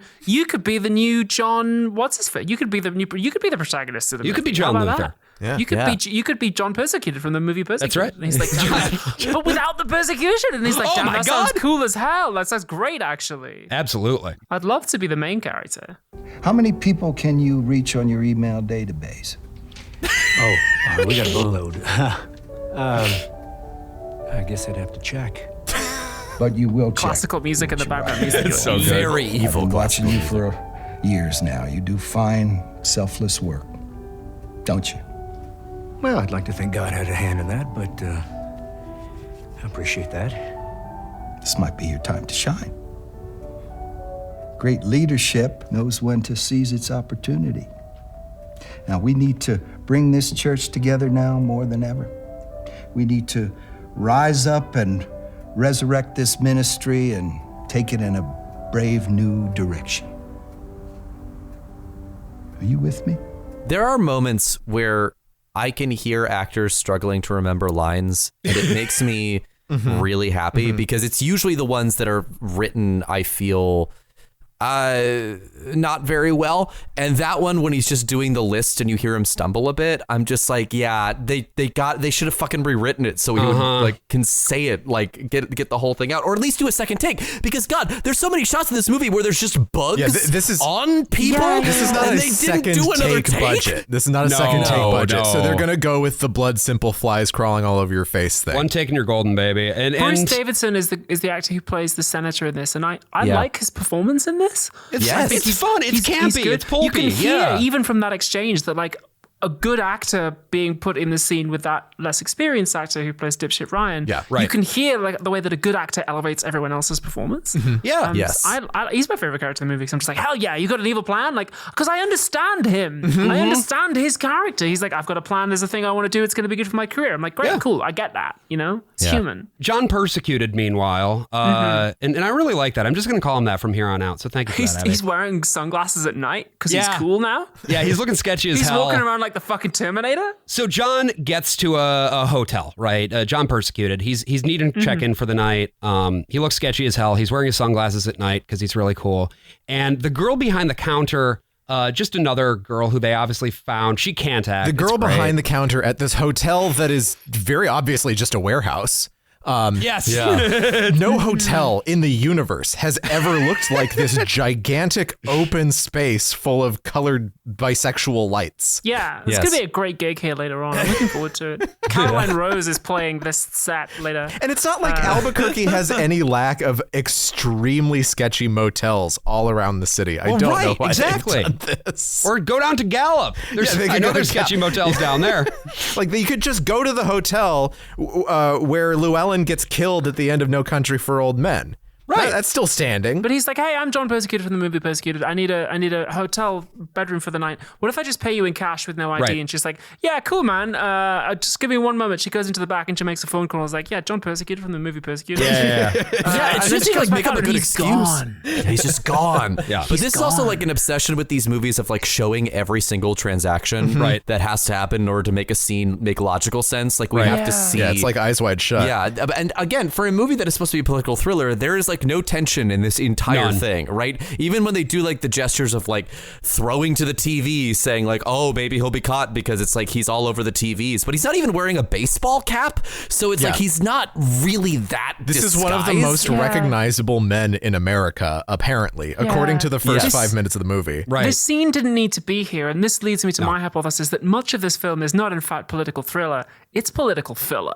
Because we are barely hitting the 90-minute mark. Yeah. And I feel like a lot of these scenes, I would just be like, you could have just cut this. But then if you cut all the ones that don't work, it would have been like 50 minutes long. I don't think Persecuted is recovering from that one, Abby. No, Abby, I will say that was pretty rude, and surely you must act Christianly when we are talking about this film. I don't know how. No one will pitch it to me.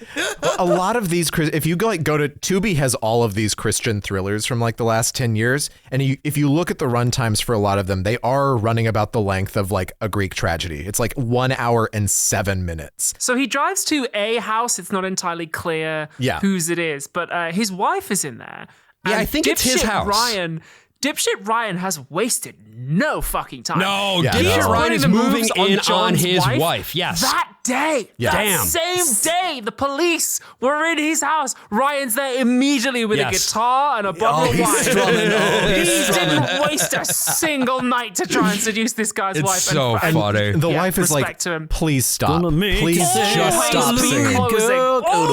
She's begging him to stop singing, and he just won't stop. You can tell the lighting, the whole photography team has gone crazy here. They're having a great time. They really think that they've pulled off something amazing by putting him entirely in silhouette and her entirely in the light. And they love the shot so much they do it like 7 more times to the point where you just have like very key elements of the frame that are simply not lit. And we get a conversation here, which is like, Ryan's like, well, obviously we want John Persecuted to come back, but he's on the run. Like, it kind of seems bad, doesn't it?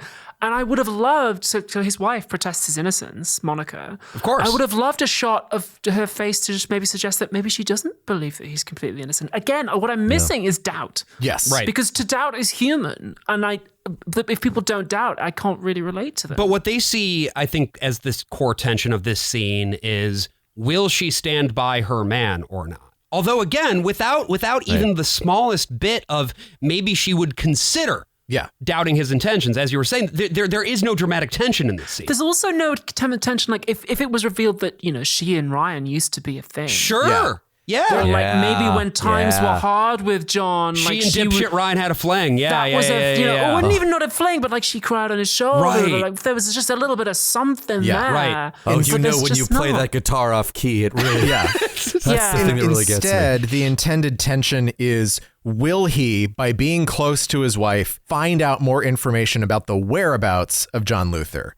However, who is actually just right outside in the car. Right. And the wife has no idea of any of that. Right. He doesn't have a regular phone number. He is completely without, he has nothing pinning him to her at all. So it does, again, this doesn't matter. This scene where he's making the moves on the wife doesn't matter because there's nothing she can give him. We do get the one good shot in the movie though, which is where as John drives away, the camera flips and it's upside down. So it's like, the world is upside down now. I get it. Whoa.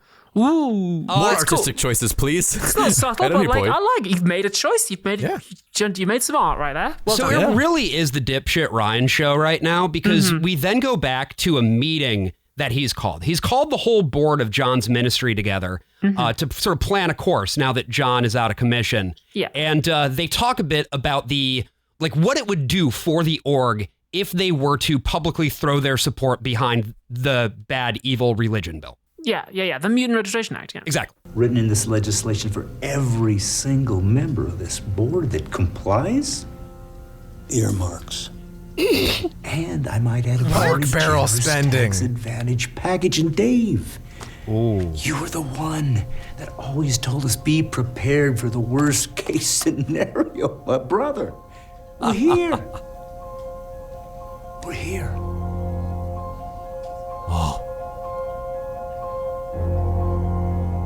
Dave, I'm sorry, but I'm with Ryan on this. The individual tax benefit alone knocks this right out of the park. So this is a mega church. This is a church that has a whole TV broadcasting arm. It makes money hand over fist.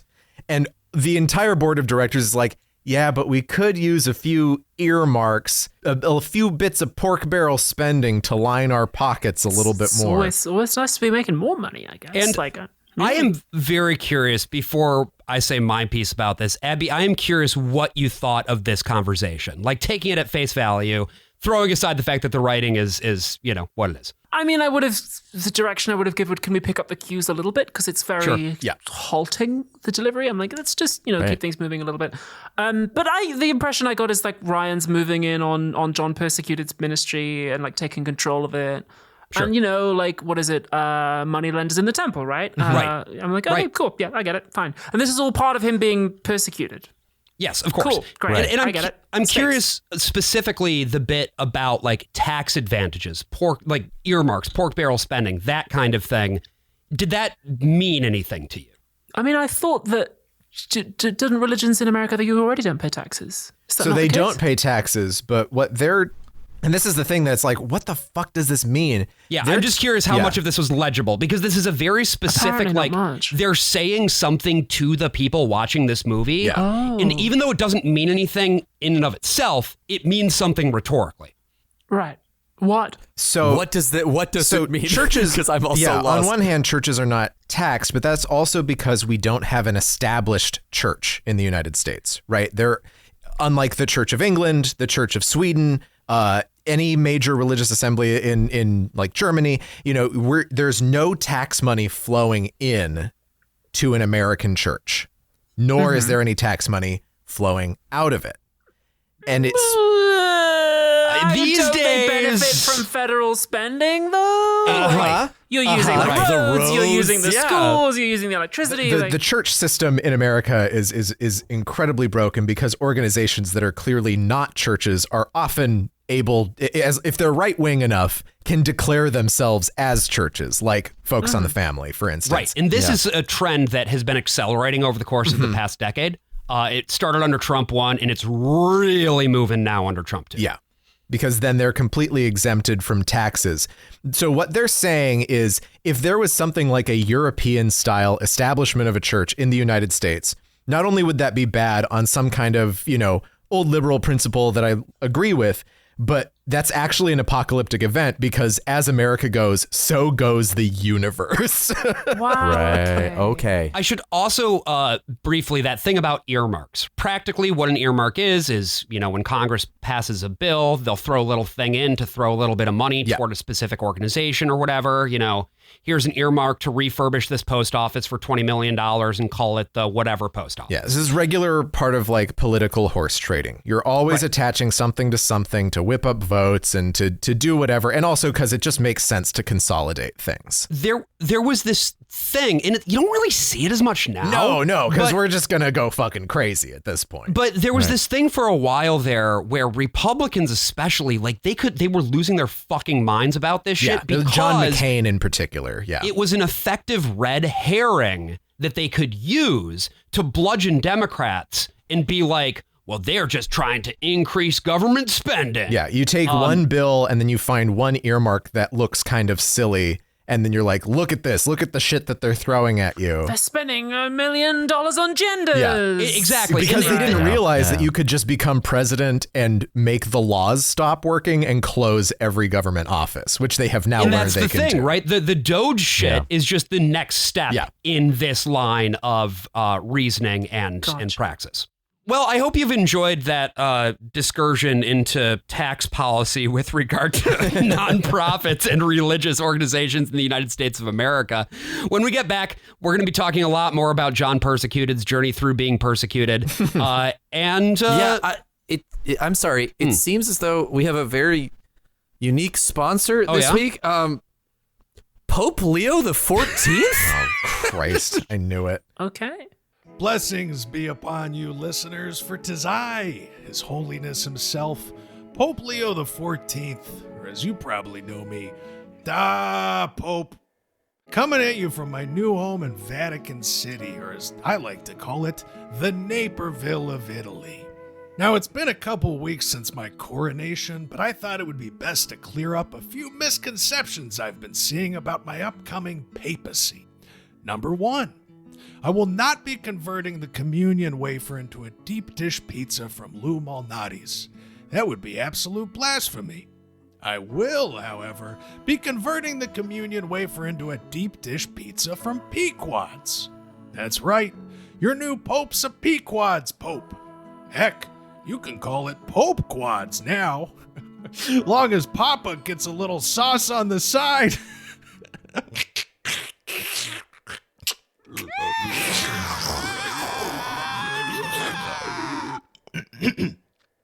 Number 2, I will not be asking our Heavenly Father to grant the White Sox a World Series win in this or any other future seasons of the MLB, because some things are beyond even the power of God.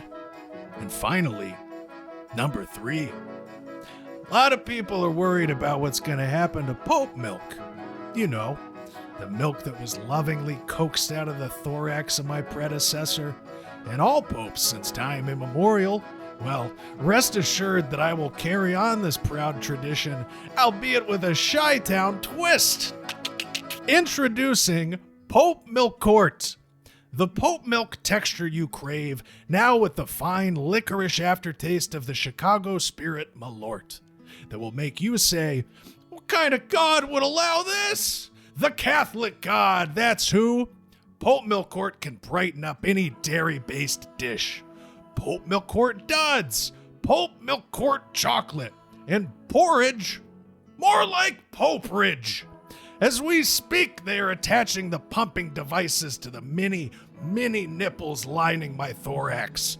The ones I gained from my many weeks spent gestating in the Bean in downtown Chicago. You thought it was just a sculpture? You poor, pitiful jagoff. Why, you were gawking at its mirrored exterior, wolfing down a wet beef, sloshing it down with some pop, dreaming of a hot dog dragged through the garden. I was on the other side, growing, changing, becoming perfect. That conclave nonsense, a mere distraction. Popes aren't chosen, you see, we're grown. I was once like you, my skin taut and oily, filled with secrets. But now, I have my beautiful exoskeleton, simply riddled with mammalian nipples, each and every one fit to bursting with my sweet, bitter pulp milk quart. I will bathe the world in it until every single one of you non-believers gives over to my tasty treats. So shut up and drink my milk quart.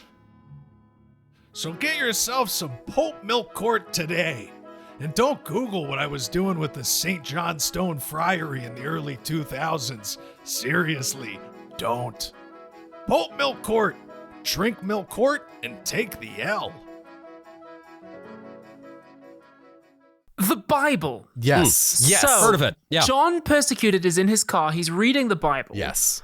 It doesn't show us what he's reading. And again, this is part of me being like, give me the pitch. Because the soundtrack tells us that whatever he's reading, it gives him hope. Yes. And I'm like, okay, cool. I'd like to know what it is. I saw in the Bible, I did make out that it was from the book of Psalms. Yeah, and he quotes a psalm later that's about being pursued, because, of course, King David was frequently pursued. And they make that parallel explicit, too, later on. Right.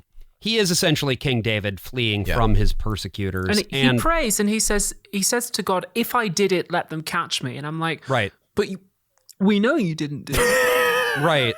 I guess he was drugged enough that maybe he thinks that. Yeah. And that would have been interesting to play around with. Right. Because that's in me, right? Yeah. Like, I know that beast is in me. Yeah. Was it He's unleashed? got that dog in him. Like, yeah. Yeah, this just turns into an episode of Inside him, Angel. there are two wolves, and they both want murder. Yeah. And instead, we then get this scene that feels very like Law and Order coded, right? Like it's a very police procedural type scene where he goes into this trailer. Because I know that he's going to try and clear his name, but I don't know how. And as a viewer, I need to know, where are we going? What are we going to do next? Like, how are you going to clear your name? This is where the plot really just gets very, very muddled. So Pastor John Luther wakes up in his car. John Persecuted, yes. He is in a junkyard. He is in the junkyard where Tuco kills that henchman at the end of season 1 of Breaking Bad. Yes. And he goes up to this trailer that's in the junkyard. Now, this is not the junkyard business.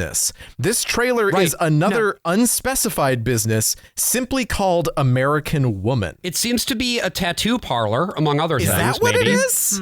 There is a guy getting tattooed. I couldn't tell that he was. But maybe they're just doing that recreationally. So he walks in there. No one's really paying attention to him. One guy looks like he's just like playing a board game or something. One guy's on the phone and he ends a conversation with everything just like normal. This is where, as we saw those zombified hoodie millennials earlier, this is where the zombified millennials work and possibly live. Nolan, this is the famous preacher from the television. You know? No. Sorry, it's such a mess around here. I try. He doesn't clean up after himself. Neither of them do. You scorpion woman. You are? I'm John Luther. I was assaulted near this shop the other night, and I was hoping that one of you might have seen what happened. Hey, he's here for the show. So you a preacher? Yes, I am. He's a fugitive, aren't you? I know where you're coming from. That was some madness that went down. I taped that. You taped it? You taped it. It's tape. Yeah, and these too. You understand? You know what tape is? You're like this fucking Zoomer teenager. My brother, you better believe. Oh boy. It's gonna cost you. I know you might be thinking, listeners, what's he gonna have to do to get the tape? In quotes, we never find out. No. He apparently just pays some money, but also this tape, so-called, it's tape. Never matters. I mean, it kind of. Well, we'll get to it. Yeah. We'll get to it. Yeah, sorta. I mean, here's the what we more learned, important right? tape later is that he has successfully transacted and gotten a copy of the footage from the Scorpion Woman. That's right, from the Scorpion Woman, and the footage reveals what really happened that fateful evening. Yes. So the FBI then flags down dipshit Ryan and converts him into being an asset. Fred Thompson, meanwhile, his father, the father, goes somewhere and learns something somehow. Yeah, he goes to Senator Kelly's house and he's like, "This is why we got to do the Mutant Registration Act." And he's suspicious. He sees the agent, the G-man, who killed that girl earlier on by standing behind her and pressing R3. Right. Yes. And he's suspicious of all of this. Yeah, they're like at this gigantic McMansion in like Rio Rancho or something. I'm also not sure that this is Senator Don's house. I think this is somebody else's house because we see Senator Don's house later on. Yeah, I think it was supposed to be something that wasn't a house, and then they just chose to use a house. But then there's also like these weird fans. I love these fans. What was that? I don't know. Were these just part of the house and they decided to use it, or was this a directorial vision? It was like, I see this place. You know, like he wanted to draw images of like Pharaoh in Egypt being fanned by palm fronds or whatever. But the result is that it looks like the balcony is trying to actively take off. Yeah. It's an airship. It's just like Bowser's flying airship. Not quickly aware this is or what's going on. But anyway, at some point, his dad manages to, I guess, deduce things psychically. Yeah. And so John Persecuted and his father, Mr. Persecuted, meet up. And his dad is like, okay, so you've got the recording that proves your innocence, right? And at this point, I'm just like, okay, so obviously you're going to immediately send that to the press, right? That is not what happens. Apparently not. Nope. So instead, his father is like, look, Senator Don, he set you up, I think. Right. I have no evidence for this. This is entirely vibes-based. I haven't even spoken to him. But I think he set you up. The dead girl was adopted with help from him.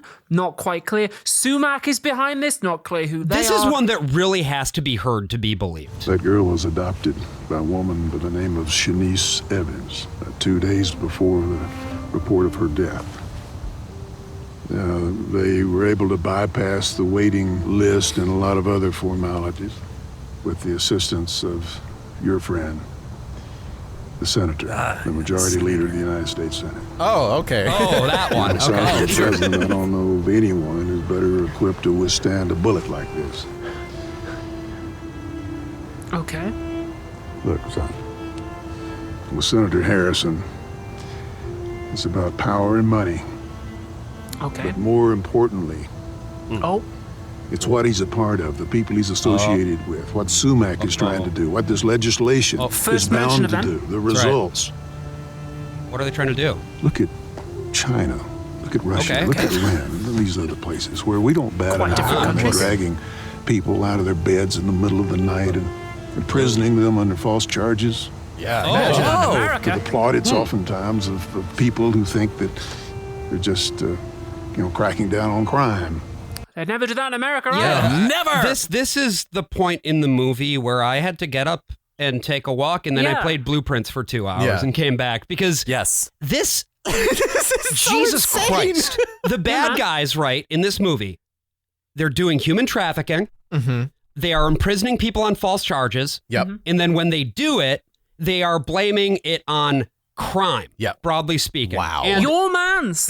Your guy. This is your guy. And our man's. Because in London, not so long ago, the Metropolitan Police kicked down the doors of a Quaker meeting house and arrested, I think, 6 people for not protesting, for talking about maybe going to do a protest. Yep. And specifically talking about Sumac. Sumac is this nebulous interfaith tolerance organization that also runs orphanages that are able to fast track adoptions to people. That's also your man. Yes, That's this shows specifically how the filmmaker does not know the world outside of evangelicalism, because this is something that pretty much only exists within the Christian church in the United States. Right. But also, if it were to exist, it sounds rad. If they're like, we're an interfaith group of people who help the disadvantaged, I'm like, okay, cool, it sounds great. Yeah, and specifically the orphanages and the adoptions, I mean, we can look at, for instance, the connections that Bethany Christian Services in Grand Rapids had with Donald Trump's administration through Betsy DeVos, and how they took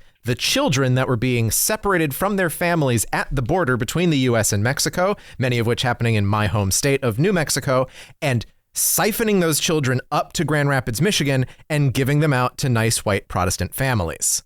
I'm sorry. What? Yeah. No, there's more. All of that is real. Or going back further, right? I mean, AJ and I, a couple weeks ago, we saw the first public reading of what I think is the next great American play. And it's called Saved.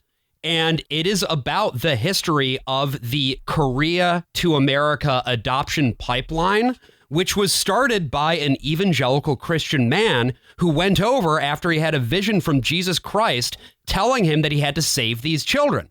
And they trafficked tens of thousands of babies away from Korea to the US of A, in many cases sort of pressuring these mothers into relinquishing their children. This is a time-honored tradition within the evangelical Christian church, as is, of course, finding people, tracking them down, and I'm vibrating with rage. I mean, right now. and we, Yeah. you know, This is sickening. Korea shut that down, of course, and then it was like, okay, we're gonna get kids from Ethiopia. Ethiopia shuts that down. We took kids from Vietnam, and then like one of the first planes that took all of these children away from parents, like parents who were like told to give up their kids because the communists were going to take their children away. The first plane crashes into the ocean, and all those children die. Not to mention, of course, Cuba, Operation Pedro Pan, where the Catholic Church was funneling children out of communist Cuba into places like Albuquerque to never see their families ever again,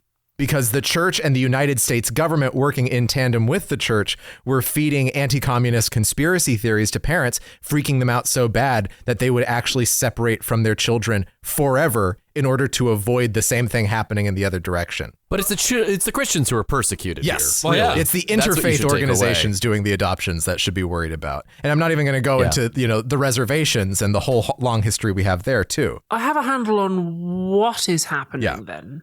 But why though? The idea is that they're being taken from these, quote unquote, heathen lands and being told and taught and raised in the vision of Christ. They're being saved and they're being civilized. And the origin of this is the adoption of Native American children in order to raise them in a way that is no longer Native, right? As what was a form of genocide until that was stopped. Well, that is really one of the most disgusting things I've heard in a long time. And I live in Britain. It's a big piece of our history. Canada too. I mean, you can look at the residential schools and all that shit. Yeah. And that is actually under attack right now. The laws that protect Native American children from getting adopted out of their tribes are being attacked largely by oil interests. Listen to the podcast This Land if you want to hear more about that, because that's a whole long, complicated thing. But another reason why adoption is such a big focus and why we need this increased supply, to talk about it in market terms, of children ready to be adopted is part of the crusade against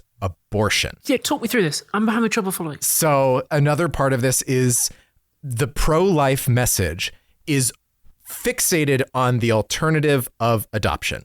Don't abort your child, adopt them out. Right? Crisis pregnancy centers feed into adoption agencies. And so adoption, growing up in a pro-life household, in a pro-life church, that is the thing that everyone always talks about. And it's also just sort of a sign of like moral good to adopt children. So even people who are not necessarily adopting because they can't have kids of their own or any other reason, it's because there's a degree of like virtue signaling that is done with it as well. And again, we're kind of looking at the worst aspect of all of this. I don't want to paint all of adoption with a broad brush. My dad was adopted. Yes. My spouse. Two of my siblings. Adoption is not inherently a bad thing. I just want to put that out there. I just want to make that very clear. But this is all part of a large network of control. And it's also, if you keep adoption within religious agencies, and a lot of it is managed by religious agencies in the United States, that allows for discrimination, right? A gay couple can be legally discriminated against for adoption if they're trying to go through a Catholic agency, which might be the only path that they have wherever they are. Or a Protestant agency. Or a Protestant agency. But specifically, the case that went to the Supreme Court was a Catholic agency. Sure. Yeah. Well, that's disgusting. Yeah. A lot of Anyway, fun. John Persecuted's dad says that's all fucked up. But the thing is, people don't believe that it could happen to Christians. No, they don't think. And so you, John Persecuted, you're the protagonist of the movie Persecuted, and what happens to you is going to be of national importance. This is really important. Exactly. They presented the negative vision, right? Yes. For how horrible things would be. It would be just like in China, Russia, and Iran. Three countries that, as I understand it, are exactly the same. So we need a hero now. And this is the pitch that Fred Thompson gives his son, John Persecuted. Yeah. And so John is like, you know what I could do is I could just send this tape that exonerates me directly to the press immediately and have it all over by this afternoon. But instead, I'm not going to do that for some reason. I'm going to do some other stuff. One thing you need to understand, above all else, And that is that the eyes of all Americans are on you now. Unlike before, when nobody knew who you were. For freedom. Who'll stand up against a cabal of phony, powerful politicians. Stand up against a cabal? Of unbending whom? amidst all the lies Phony, and the powerful slanders that can politicians. be thrown at them. Ooh, unbending We'll against get lies back and up. slanders, insults, fake news. Knocked down. And that's what you're gonna do. You're gonna get back up. God will decide Ain't nobody gonna keep you down. who's found wanting. So we need a political messiah of sorts, perhaps. Maybe we won't use that word. Someone who is unafraid of the press, who will fight back against any accusation levied against him, and there will be many accusations, and then all we have to do is elect that man president in 2 non-consecutive terms. And counting. And we don't have to elect him the next time. It's just going to happen. That's right. It's just going to happen. Yeah. But I do think what's interesting about this scene, the thing that really jumped out at me is that just how old they both are, right? Like this is like the big action movie, and it's a conservative action movie, and so the heroes have to be old and older. Yeah. Do you know what I mean? Like there is no youth, and like at the old center. guy action movies can be a lot of fun. Yeah, Taken's a blast. The Naked Gun. But like, this message is so like. In terms of everything else, no, it wasn't prescient at all. In terms of this one speech, it's like, holy shit. Yeah, this is what jumped out at me the most about this movie, and it was why I wanted to talk about this movie on the show. Yeah. These 2 core pieces of Fred Thompson's speech right here are what has happened for the whole subsequent decade. This is it. This is it. They're laying it out. And from this now, John's got his call to adventure, and he hands Fred Thompson Two-thirds of the way through the movie. He hands Fred Thompson a USB stick, which has the footage on it from the kids with the camera. And now we have the long-awaited emergence of what I would call a hoodie John. From here on out, he's going to be wearing a hoodie. And he starts tailing dipshit Ryan. Why is there from here on? Email this to the newspapers now. Just do it now. No, You'll he be can't. home for dinner. We need a MacGuffin. If he wanted like a personal revenge, like if he was going on the gun-toting like bang bang bang fest, like that would make sense to me. But he's not. I don't know what he's doing. Yeah, the goal is essentially prove your innocence. You done it, man. Right. CTRL-V. Boom. That's it. But no, Hoodie John has to, do a number of things here. He has to. Hoodie John. He goes to see Ryan disguised as a janitor. Yeah, that's right. Yep. And he's like, "Hey, man, I didn't do it. Give this note to Monica." And that's Ryan's right. like, give him whatever. a jumpsuit. He's just like wearing his normal clothes, pushing a cart. I mean, come on. I think it was supposed to be a shopping cart, and maybe they couldn't find one for the day. Like he was supposed to be like a homeless man. Sure. Senator Don talks to the president, who sounds quite a bit like Bill Clinton. So I thought the president was doing a Bill Clinton impression. That's just this guy. This guy just sounds like that. And I saw him getting interviewed at CPAC in this panel with like Fred Thompson and the director and the producer of Dinesh D'Souza's movies because it was 2014. Lord. And, God. He is a cardiologist. That's him? Was a guy, I tried to Google him. I thought it was a guy who just like, he had a bucket list. And he was like, here are a bunch of things that I want to do now that I've retired from being a cardiologist. And so he got to play the president. And so more power to him. It's kind of fun. Ironically, this performance is heartless. Hey, got him. And so the president calls up Senator Kelly in the middle of the night. He's like, when I was a boy, I nearly stepped on a rattlesnake. That's right. I squeezed it. I killed it with my bare fucking hands. Hey. And then he says, do I make myself clear? And my notes say, not really. Not particularly, no. This man is a full lion in his office. There's a lion coming out of his wall. Well, then he asked the senator, how big that rattlesnake was? Approximately the same size as you. Yeah, cool. It's the size of an average human mother. Then he also says, like, I want nothing to do with the John Persecuted case. You can handle it yourself. If you don't persecute John Persecuted, then it's your ass. I'm not going down for this. This is your fucking And thing. this is the big thing that we've learned now is that everybody's in on the persecution, up to and including the president of the United States himself. Right. Well, even he's just like, you do your thing, man, but like I'm not taking the fall for you on it, basically. So John goes swimming at the hotel pool? Question mark. And the soundtrack turns into the Eternal Sunshine soundtrack for some reason. Your persecution comes with a pool? I wish my being persecuted by the government came with a fucking pool. Every time you push the persecuted button, a pool appears. It's great. I do love like how much the composer for this is just quoting things. Like the first 15 minutes, it's all just Philip Glass, Pruitt Igoe, and prophecies. And now we're into Eternal Sunshine of the Spotless Mind. John's dad watches the recording. It's quite clearly been shot on a tripod. Really good lighting and camera work from this drug-addled teen Zoomer, whatever the fuck. And you then just bang, hear, wait! bang! Agents kill his dad. And they turn off the record player, which I'm like, if you want to make it look like a suicide, you keep the record going. This is like stage and death 101 here. Senator Don has sent along a pair of government cleaners to Fred Thompson's house to put one in his brain and make it look like a suicide. And Fred Thompson, by the way, we also see in the scene, has been tracking this thing very closely. He's got the cork board with the yarn and the thumbtacks. This is all in a matter of hours. What is it connecting? What is it connecting besides John Luthor, sumac? That's one line. That's it. Conspiracy over. I like that you said John Luthor, like it's Lex Luthor. Yes, it's Crispin Glover is going to play this at some point. Yeah. The MacGuffin, I guess, has shifted again because now they have the flash drive. The goons do. I suppose. Yeah, don't worry about it. This is all very. And the goons. Personally, I would have just sent that. Yeah, put it online, right? This is 2014. We all have broadband. And the goons, it should be said, are Secret Service. The CIA is not allowed to be involved. This is important because the FBI is also about, and this will matter. This matters for reasons. John Persecuted then comes across Fred Thompson's corpse. Yeah, dad died, dead dad. It's the only bullet that does not leave a wound. I found that very interesting. Was a wound. Well, there was. It went away. It must just, there was a hole. It's gone now. Okay. Bullets do magic things in this. I just thought it was a loud noise. Very clearly, it was an After Effects gunshot wound, and they just forgot to superimpose it back in. Cool.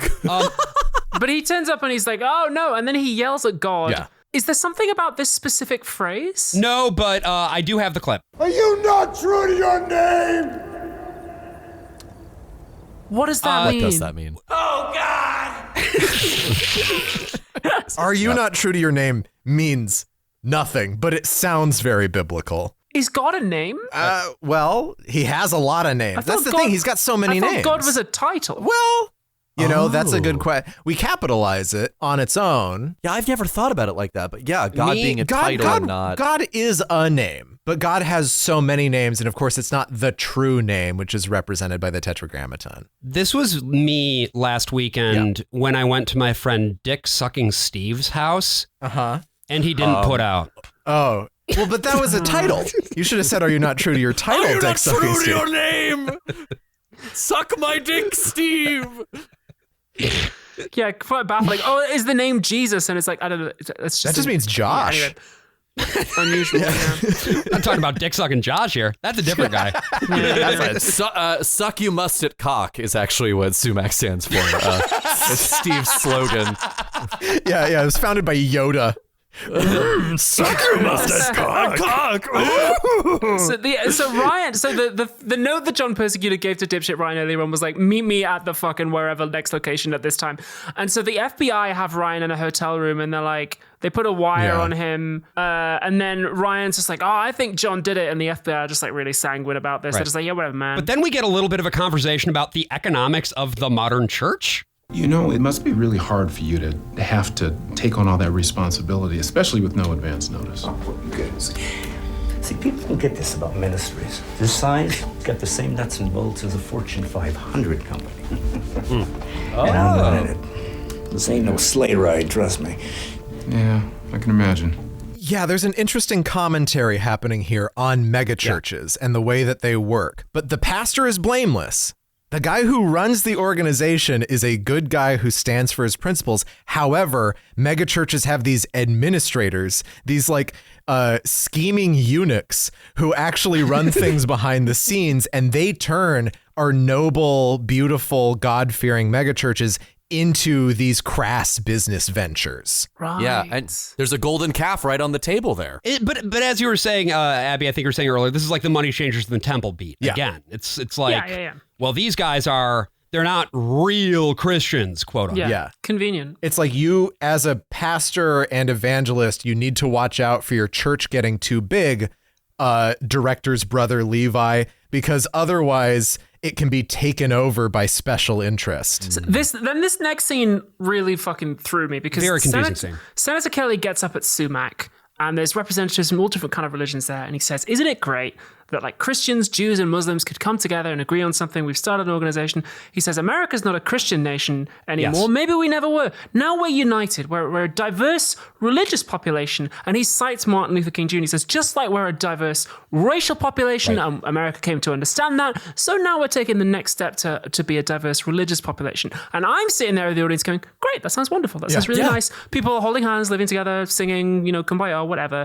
And but then the soundtrack is like dun dun dun. Yeah. And I am not. You're the bad guy with this? This sounds great, man. This is a much better pitch. Yeah. Yes. I don't know what point this is trying to make exactly, except for one thing that I could identify. That quote that you mentioned about like the Christian nation thing. Yeah. This is no longer a Christian nation. This is a very specific reference to something that Barack Obama said in 2008. He was giving a speech. The prepared remarks were, "Given the increasing diversity of America's population, the dangers of sectarianism have never been greater. Whatever we once were, we are no longer just a Christian nation. We are also a Jewish nation, a Muslim nation, a Buddhist nation, a Hindu nation, and a nation of non-believers." However, he slipped up when he was giving the speech, and what he said instead was, "Whatever we once were, we are no longer a Christian nation. At least not just. We are also a Jewish nation, a Muslim nation, etc." This became an absolute shit show within the uncles forwarding emails demographic. Oh, I can't even imagine. I feel like even if he'd stuck to the script, it still would have been. Probably. Yeah. But there's something about the soundbite of "we are no longer a Christian nation." Yeah, you can really. take that. You can put that in YouTube poops. You can do all kinds of stuff with it. Yeah, and that was something I remember Glenn Beck specifically, because remember, I used to watch Glenn Beck. He really dug in on that line. That was something he ran with, and of course, he funded this movie in part.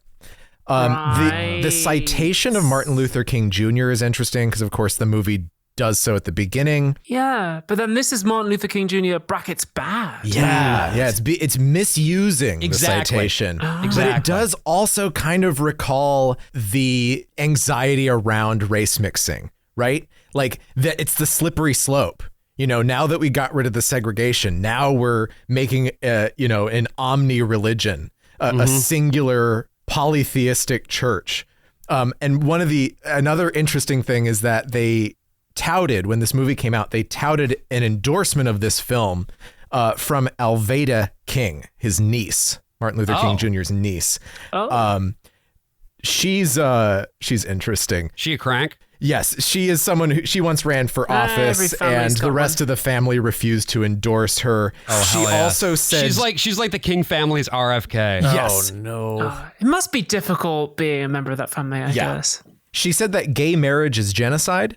She didn't say it's like genocide. She didn't use a metaphor for genocide. What? She said, we must stop gay marriage. We must stop this genocide. Amazing. I'm sorry, but if we're committing genocide by gay marriage, I don't think we're doing a very good job. No, it's a very slow All right, well, let's raise a glass full of arsenic. I'll see you all on the other side. Toast to the happy couple. In the same way that she is not speaking metaphorically, this movie is not speaking metaphorically, right? Right. And I think that's part of why it fails. The political thriller could be fun if they're using one kind of niche thing as a metaphor for a larger idea of freedoms and religious freedoms and fundamentalism or whatever. Instead, this movie is just saying this is a real thing that needs to be addressed. Yeah. If it could be more cartoonish, right? I think it would be a lot more fun. Like 24. Yeah, it's taking a lot of inspirations from 24, obviously. Like the soundtrack has all those like percussion that sounds like a ticking of a clock of just like the propulsion forward. But again, there is no ticking clock here because while he is being pursued, we never really see the pursuit happen, right? Yeah. The Secret Service guy who is supposed to be his Javert, who, by the way, I actually really love his performance in this because it's so camp. It's so the camp. way he has to wind up to shoot his gun every single time. I'm like, like, this guy knows what movie is in. Yeah. Come on. Oh, it's so good. Yeah, no, it's he pulls out his gun and has sword written on it. Like, I mean, come on. That's what I yearn for in this movie more. But because we never see that, there's no tension in this movie. Even in a scene where we get John Persecuted and the senator in a room together, it doesn't even generate that much heat. And these are old acting buddies. They did Criminal Minds. I've got the clip of them in the room together because John Persecuted shows up inside Senator Dom's bedroom at his house to confront him. He can do Jason Bourne shit now. Jason Bourne again. Oh, nice. Nice. Yeah. I've been waiting That's to the tagline. There's a nice moment where, Tagline. as he gets to Senator Kelly's bedroom, he has a sex worker waiting for him. He's like, yeah, I'll be in a moment. Wait, I thought that was his wife. Oh, maybe she's just a really hot wife. I interpreted She's this. a hot wife. Maybe she's a hot wife. She's a hot wife. He's about to fuck, right? I Yeah. assumed, because I was thinking like dirty politician, but maybe that is just his wife. I'm sorry. Well, either way, yeah. John Persecuted is getting in the way of that man getting some dick action, and he confronts him. With a gun. This is the most crucial piece of legislation since the Bill of Rights.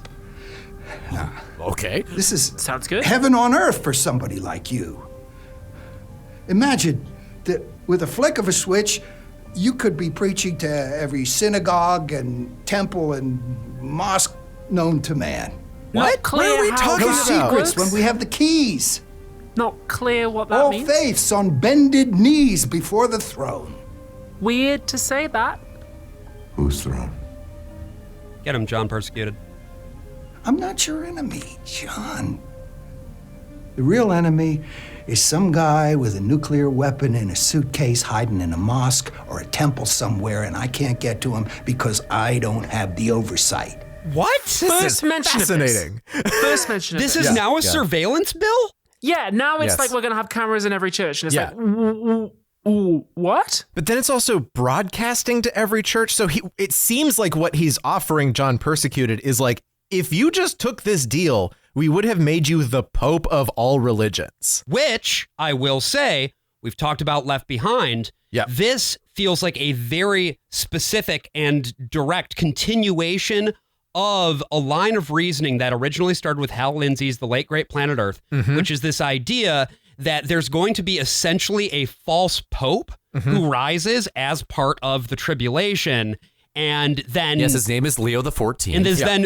and it's then made sort of the leader of this one world government under the auspices of the UN or Sumac or, take your choice. Again, though, but if you don't know the law, Right.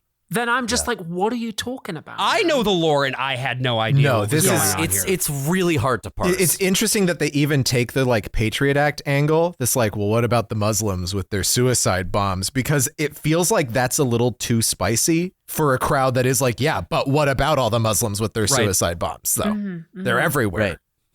And also, this is 2014. Like Yeah. the peak of that kind of felt more in the 2000s Yes, than but the AJ Benghazi happened. Oh, Yeah, right. Changed Oh, everything. don't forget. And to these cranks, you can even see it in some of the IMDb reviews for this movie. They believe that Benghazi it was step one of a new path for demonizing Christians in order to erode the power of the church. Sweet. I do love in this scene that the senator just screams, "Stop it with the Christian platitudes." Yeah. And I'm like, please, Agreed. Yeah, for man. the love of God. So, and I actually am curious, Abby, because we're really now like in the weeds with some deep, cracked Christian like lore and the narratives that they have created for themselves. And I'm curious how this all strikes you, seeing it presented together. It's baffling. I find it difficult to follow. And also, again, I return to this question of like, I don't know how to put this in a way that is, I'm trying to be as respectful as I can, but I don't know why I would want to be a part of this. Yes. It doesn't seem like they're having fun. It doesn't Hey, would seem you like to be paranoid every moment of your life that someone is coming to destroy you?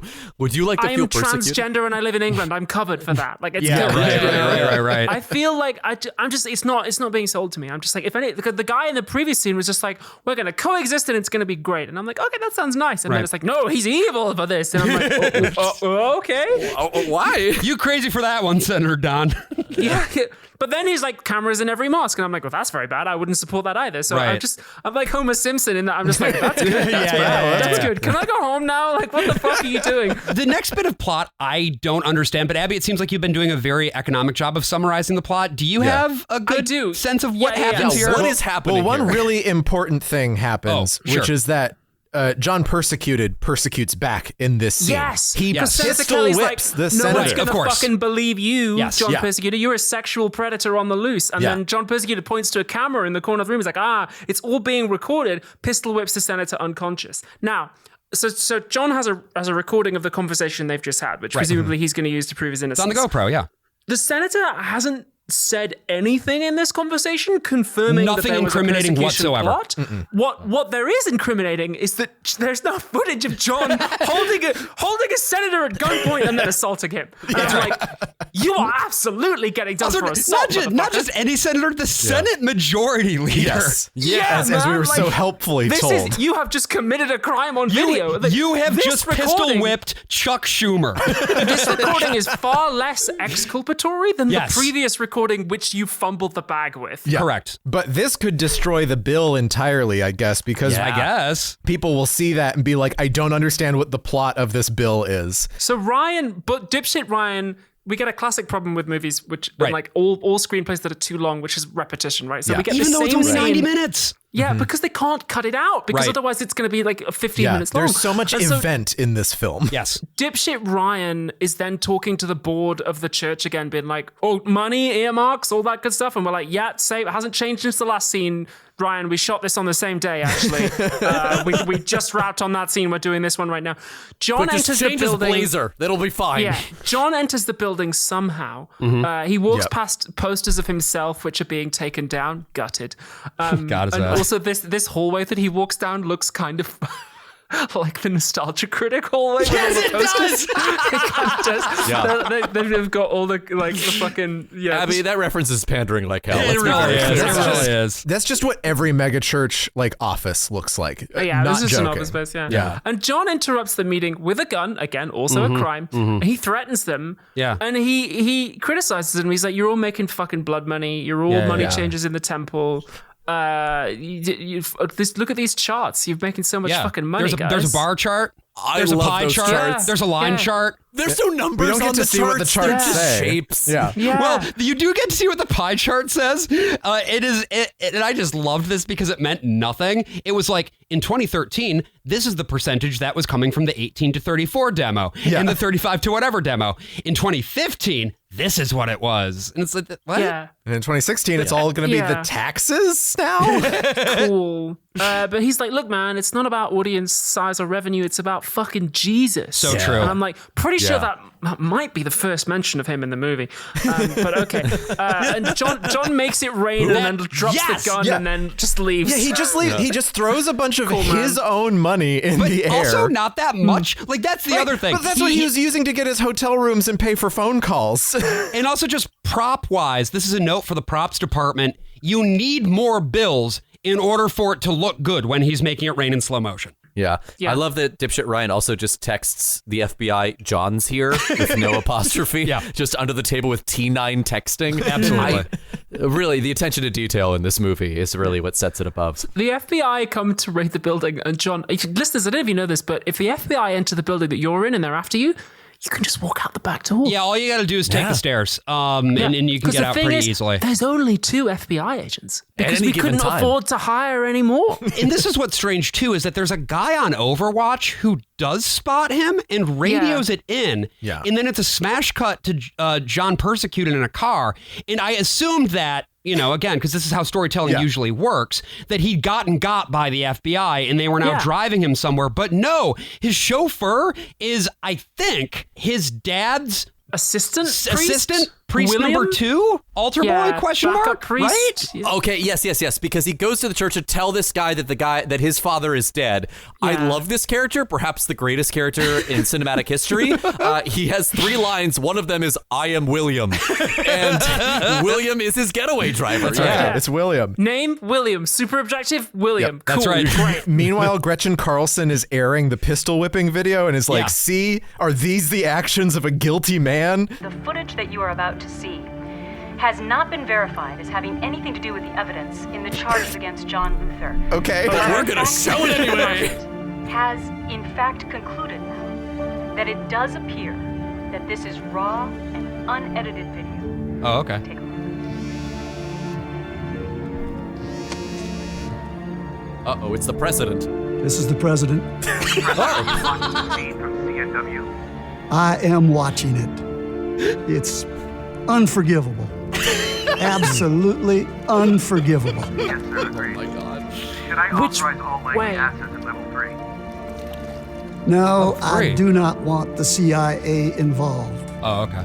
I want you and you alone to get your people out there and do so quietly. Yes, sir.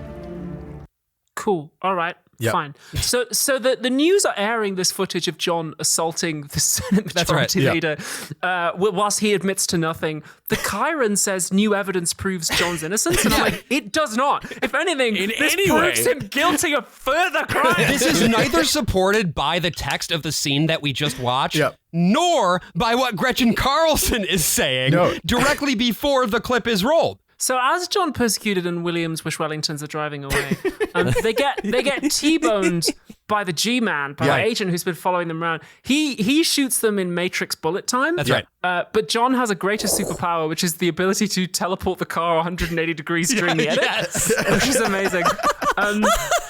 Despite that fact, so they get away, but John is shot through the back window, and he is hit directly between the shoulder blades. Yeah, and we know that because he has the wound on his back for like the rest of this whole thing. Yeah. He drops William off somewhere with the recording to give to the news people and drives away. And I'm just like, how is this motherfucker alive? He's just been shot in the back. Oh, He's been shot twice. He gets shot in the back, and then he gets shot in the hand. Yeah, Jesus did this. He prayed, and so Jesus is keeping him alive. And William's last line as he leaves the car, I am William, and you never see him again. Yeah, whatever. Yeah. See ya. Then the G-Man, having acquired the ability to teleports to Senator Kelly's house and shoots him in the head. In what is the most wild-ass house I have maybe ever seen. Yeah. So much Brian, furniture is in this this a house. typical New Mexico house? This is what a is going typical on like here? rich guy in Albuquerque house. Okay. It's a very eclectic state with very eclectic people and very eclectic front yards and very eclectic living rooms. Yeah. Yeah. This felt like Charles Foster Kane's house. I was half expecting peacocks to come like strutting about. Yeah, this is probably up in like Nob Hill. So the G-Man shoots the senator on the orders of the president. Right. I'm like, hey, that alone. Like the president executing the Senate Majority Leader, that's very fucking Opens serious. up the front door and just shoots him in the face. Give it a few Incredible. months, Abby. Let's see. True. Let's give it a few months. Yeah, that is very extreme at time of recording. I'm sure the guy who just pistol whipped him is not the guy who killed him. No way that gets added to his charges. Can I make it worse for John Persecuted? I mean, maybe that's the idea. Who can say? Well, so where is he going? Why is he just driving to the woods? He's going to a pool. He's persecuted. Yeah, now we finally get to the image that was dreamt up so many years ago. Feels like a dream and that nothing really follows. Of John Persecuted running through the woods, and it's the most fucking hack ass. He's running through the trees at a high shutter speed so that it looks kind of weird and stroby and almost like you sped up the film a little bit. Between the shots of him running, there's like basically a GoPro shot of his face. I think they literally did record this on a GoPro. They do it the looks GoPro like it was. shot. They have this really elaborate Steadicam shot of him simply going around a shed, and then they also do the Evil Dead shot going straight down the road as he's running. They're using all their little tricks for a very boring scene. But at this point, they really thought they were cooking. At this point, there are two organizations pursuing John Persecuted. One is the G-Man who's teleported back to the woods. Yep. With the secret, he's with the Secret Service, and then also the FBI, because the FBI has now seen the evidence that proves that John Persecuted is innocent, question mark. Citation needed. And so they are there to, I think, take him in parentheses. In a lawful way. Favorably? Yeah. I don't know. Yeah, not entirely clear what the fuck is going on. But so we keep getting flashbacks of everything that's happened in the movie in order to The pass entire the movie time. happens now. That's right. Yeah, again, just in case you forgot about it. And the G-Man is about to shoot him when the FBI turn up to arrest the Secret Service. That's right. We get the one action scene in the whole movie. Yeah, we get a shootout. The Secret Service guys do not comply. Yep. And this is where we get what you were mentioning, AJ, the wind up to the gunshot. Very fun. And John, meanwhile, he just starts bleeding out in a swimming pool, the likes of which has never been seen within a 100-mile radius of the District of Columbia. He is at, I'm assuming, some campsite outside of Santa Fe. And he has jumped into an empty pool where he's just lying there as the Secret Service and the FBI are shooting at each other. Is this when he calls his daughter? Yeah, and I've got the clip. Well, so first of all, he flashes back to his wife telling him, "You did this to yourself." And Right, I'm like, in like this dream sequence that had happened once before. Yeah. Did I think that's the plot of the movie? I think actually, the that he did. flashback was maybe that was supposed to be to the time where he was an addict. Oh, yeah. And so because he wakes up like kind of hungover. Because also times. that Hard to shot, say.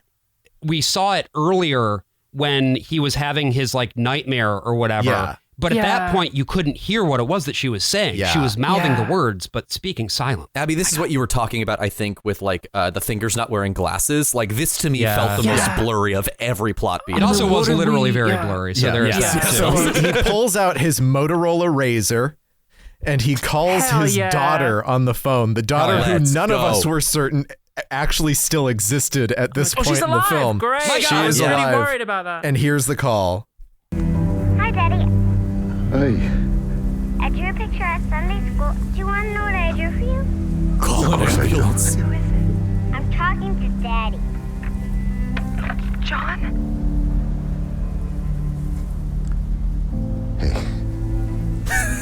John, they're dropping the charges. It's all over the news. You saw that? That was quick. The president's got involved. In what capacity? Isn't that Monica, bad? Whatever. I want to apologize to you for shutting you out. When was this in play? When was this an issue? You haven't been in the same room this entire movie. It's been half a day. If I don't make it out of this, I want you to be free. Cool. Yeah, great. John, honey. I will never be free. So I guess the president is being duplicitous, right? He calls off the charges and everything while also still sending the Secret Service out to kill him. And so maybe the FBI knows the charges are off and that's why this shootout is happening. But this is me piecing this together now. And I don't know if the director ever pieced it together himself. So again, he can do anything. He has a full lion coming out of his wall. This is the most powerful president that's ever been. Yeah. So big two-way firefight between the FBI wearing the jackets from Alan Wake and the Secret Service guys. And we thought that the Secret Service guys were maybe done, but no, one of them is actually still alive, it turns out. Yeah, it's the G-Man, the teleporting Matrix guy. He's teleporting all over the place. He does. He's like fucking Nightcrawler. He takes the lady FBI agent hostage. That's right. Oh no, not her. Oh no, not Agent. And John Persecuted reaches over the lip of the pool, grabs his 6-shooter, and blow. Fucking blows that guy away. Well, he has to kill somebody. Yeah. Right? This is a political thriller. True. There has to be at least one final baboom.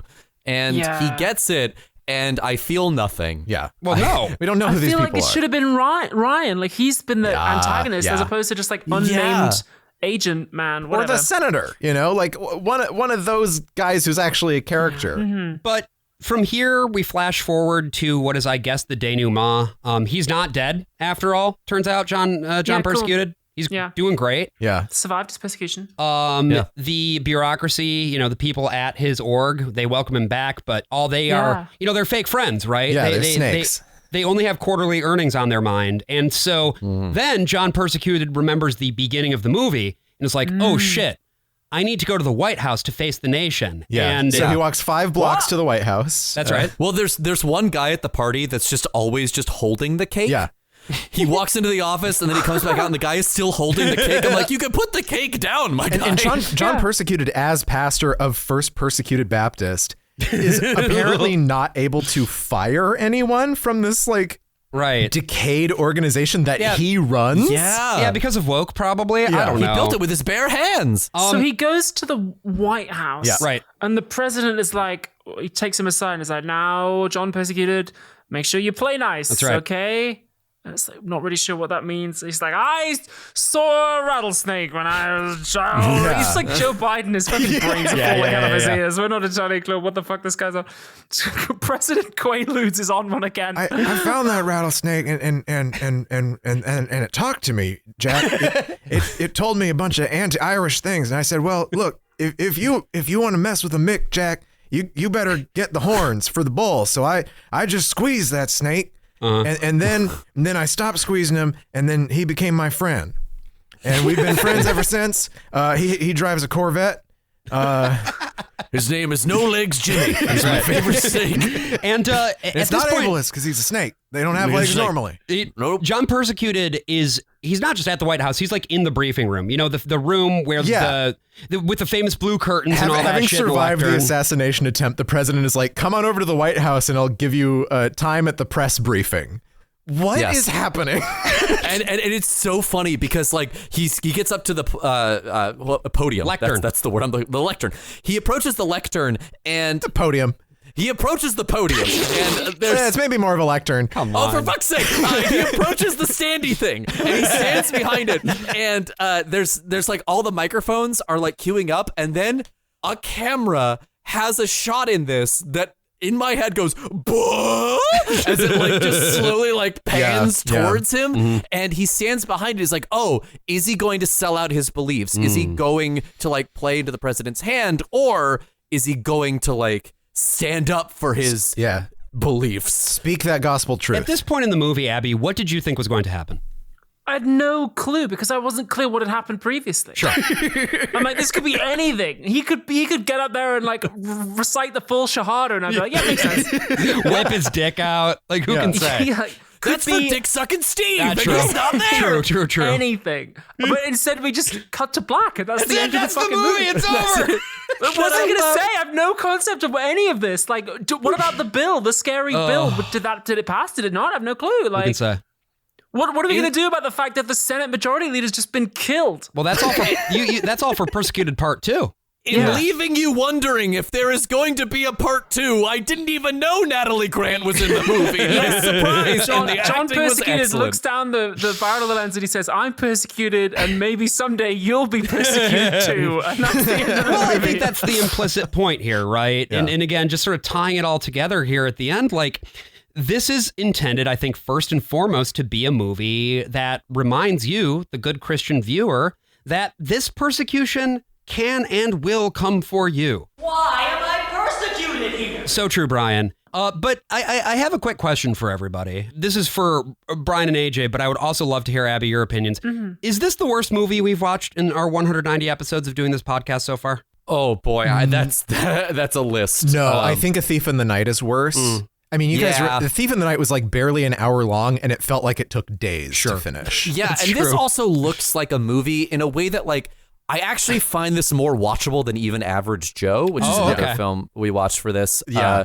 Because Average Joe is really trying to like do a documentary thing and like mockumentary thing and like falling so flat on its face. Yeah. This is not really aspiring to be anything more than it is, which is just a political thriller. It's just so inept at doing that it does put it in a similar echelon. But God, Average Joe was a nightmare to get through. Daniel Lusko's pitch for this movie at CPAC was, and I quote, "This is like a real movie." It's like a real movie. It's certainly like that. Yeah. Yes. But Abby, you watch a lot of like pretty terrible movies for KJB. So where does this rank sort of amongst the bad movies that you've watched for that? Well, of course, we don't have to just rank this movie subjectively because we have a science-based. Are we allowed to use that? Do we have to license this? Yeah, we might have to license this. That's why you guys are cutting me that check, right? We could assess this using the KJB scale if you wanted. I'm not opposed to it. I guess. I mean, I haven't consulted my fellow KJBers, but I'm not sure they'd mind it. We could use the SCUM spectrum. So on Kill James Bond, we have a science-based rating system called the SCUM system. It stands for SMARM, Cultural Insensitivity, Unprovoked Violence, and Misogyny. Each one is rated out of 007. So how smarmy do we think this film is? How pleased with itself is this movie? I would say quite pleased. We take points off for sincerity? Yeah, I think so, because it doesn't feel smarmy in that way. Sure. This doesn't have the attitude of a Kevin Sorbo vehicle. True. Yeah, it's not God's Not Dead. It's definitely not Yeah. God's Not Dead. Yeah, there's no cancer lady getting mocked, right? Or like a Muslim getting shown to be a complete monster. Yeah. Yeah. Okay, I'm gonna have to look that one up. That sounds wild. We don't have time for that. Yeah, it's not Check good. out our episode on God's Not Dead. But so yeah, I would take a couple points off because of just how unblinkingly sincere this film and its filmmaker So maybe are. a 4? A 4? Okay. All right. Cultural insensitivity. Well, Pretty they low. do talk. Yeah, they do talk about Iran and Right. Russia It's and true. China. But that's more as sort of these ignorance than evil- insensitivity. Yeah. That comes under it. I think that falls under it, but there is no there's no brown face or black face or yellow face. No, there's happening no in the like film. Muslim villain. This isn't AD 33 or something like that. They bring up putting a camera in a mosque as a bad thing. Right. True. They're standing True. up for everyone's religious values or religious rights, including Muslims, Jews, Hindus, everyone else. Sure. Yeah. So maybe a 2?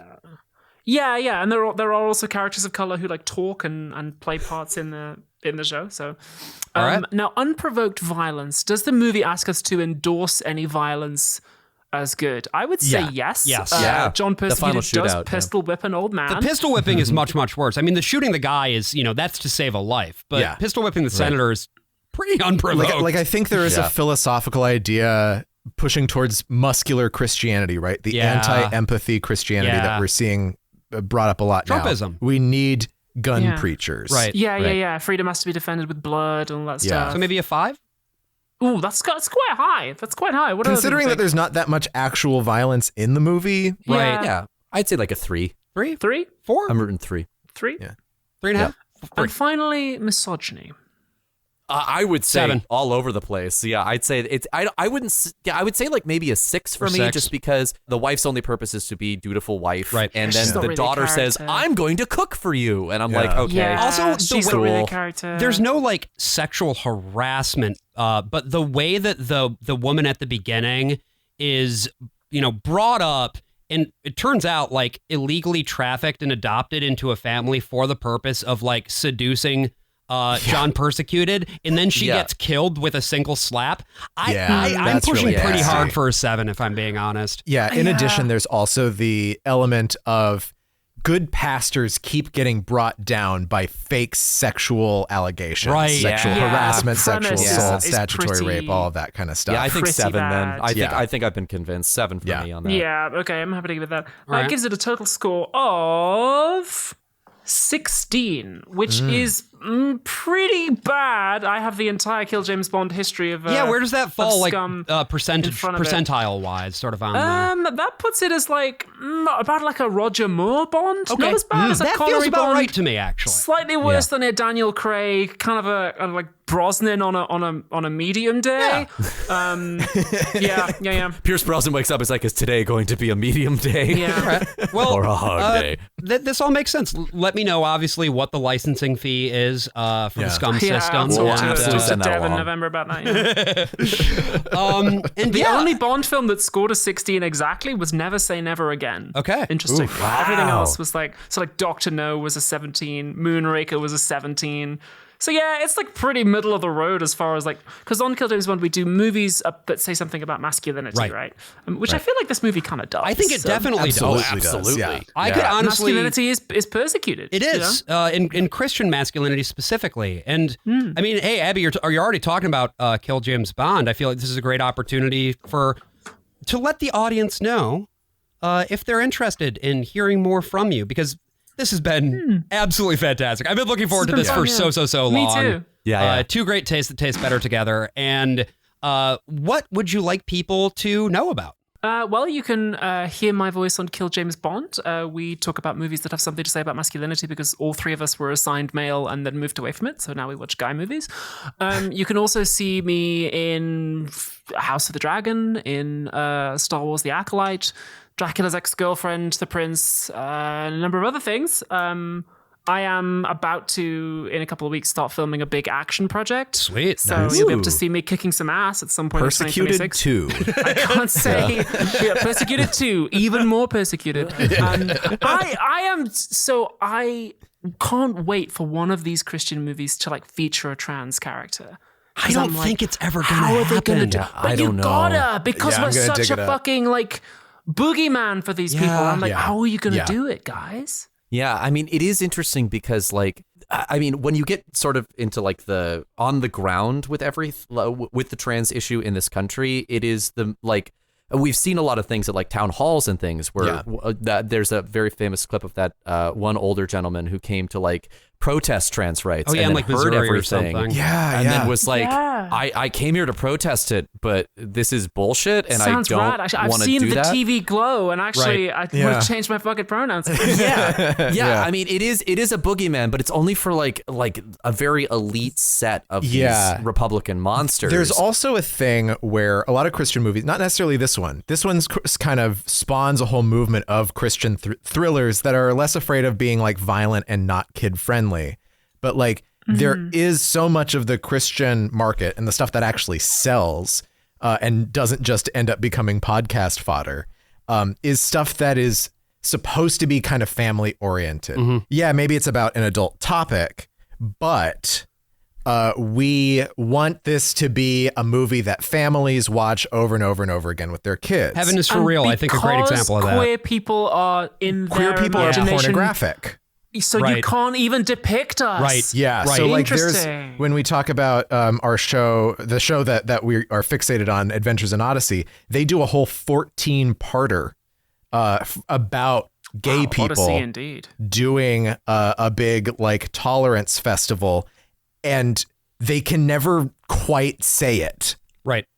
And so it's like this, it's 14 fucking episodes of them having to talk around it the entire time. I don't think Whit even says the word gender, but he compares trains to gender. He talks about the trains. He trains gender. his gender. Yeah. What? So if you ever want to come back and listen to something absolutely like fucking wretched and odious and will make you want to like do Persecuted to these people, we can have you back. Persecuted to persecute back, maybe. Yeah. So I think that's why, because gay characters don't really show up either in these sorts of things. Yeah, there's not even like a God's Not Dead 5 million or whatever where there's a gay character who converts. Like. Not that I'm aware of, no. And so Wild. Having a trans character would be going way too far, I think, for their imaginations. Wild. But yes, Abby, thank you again so much for coming on. We so appreciate you spending time with us today. And dear listener, if you are listening to our show for the first time, thank you and welcome. We hope you've enjoyed what you've heard. We've got a lot more just like this in the back catalog. We've mentioned a lot of those Christian movies that we've talked about, you know, God's Not Dead, Thief in the Night, Fireproof, Heaven is for Real, Psychosexual Odyssey, and not of course to mention our ongoing series Wit's Endless Summer, where we talk about the Christian children radio drama Adventures in Odyssey. We've got other shit in the back catalog too. We cover everything: TV, movies, video games, you name it. It's mostly you did about The Last of Us season 2 recently. We did. Last of Us Part 2, the video game. Yeah. So check us out. Check out that back catalog. We've also got a very affordably priced Patreon. $5 a month gets you access to our premium episodes, which we do every other week. That is patreon.com/worstofall. Let's talk about being persecuted. Oh, okay. Shall we? And why nobody who made this film has truly been persecuted against in any significant way. And how watching this movie at this point, when there are people being deported by ICE every day, where trans folks are denied their basic human rights and health care, where the unhoused are being like steadily eliminated. It's infuriating to watch these motherfuckers come out here and be like, because somebody told me I couldn't scream the gospel at them, I am being hunted down by the government. And it is, I don't know, all it comes across to me as just this giant whine, as if it were someone delivering a line in a college production of The Crucible that would sound like, I don't know, Why am I persecuted here? fuck you, Ted Cruz. I'm the worst of all possible AJs. I'm the worst of all possible Bryans. And I'm the worst of all possible Joshes. See you next week.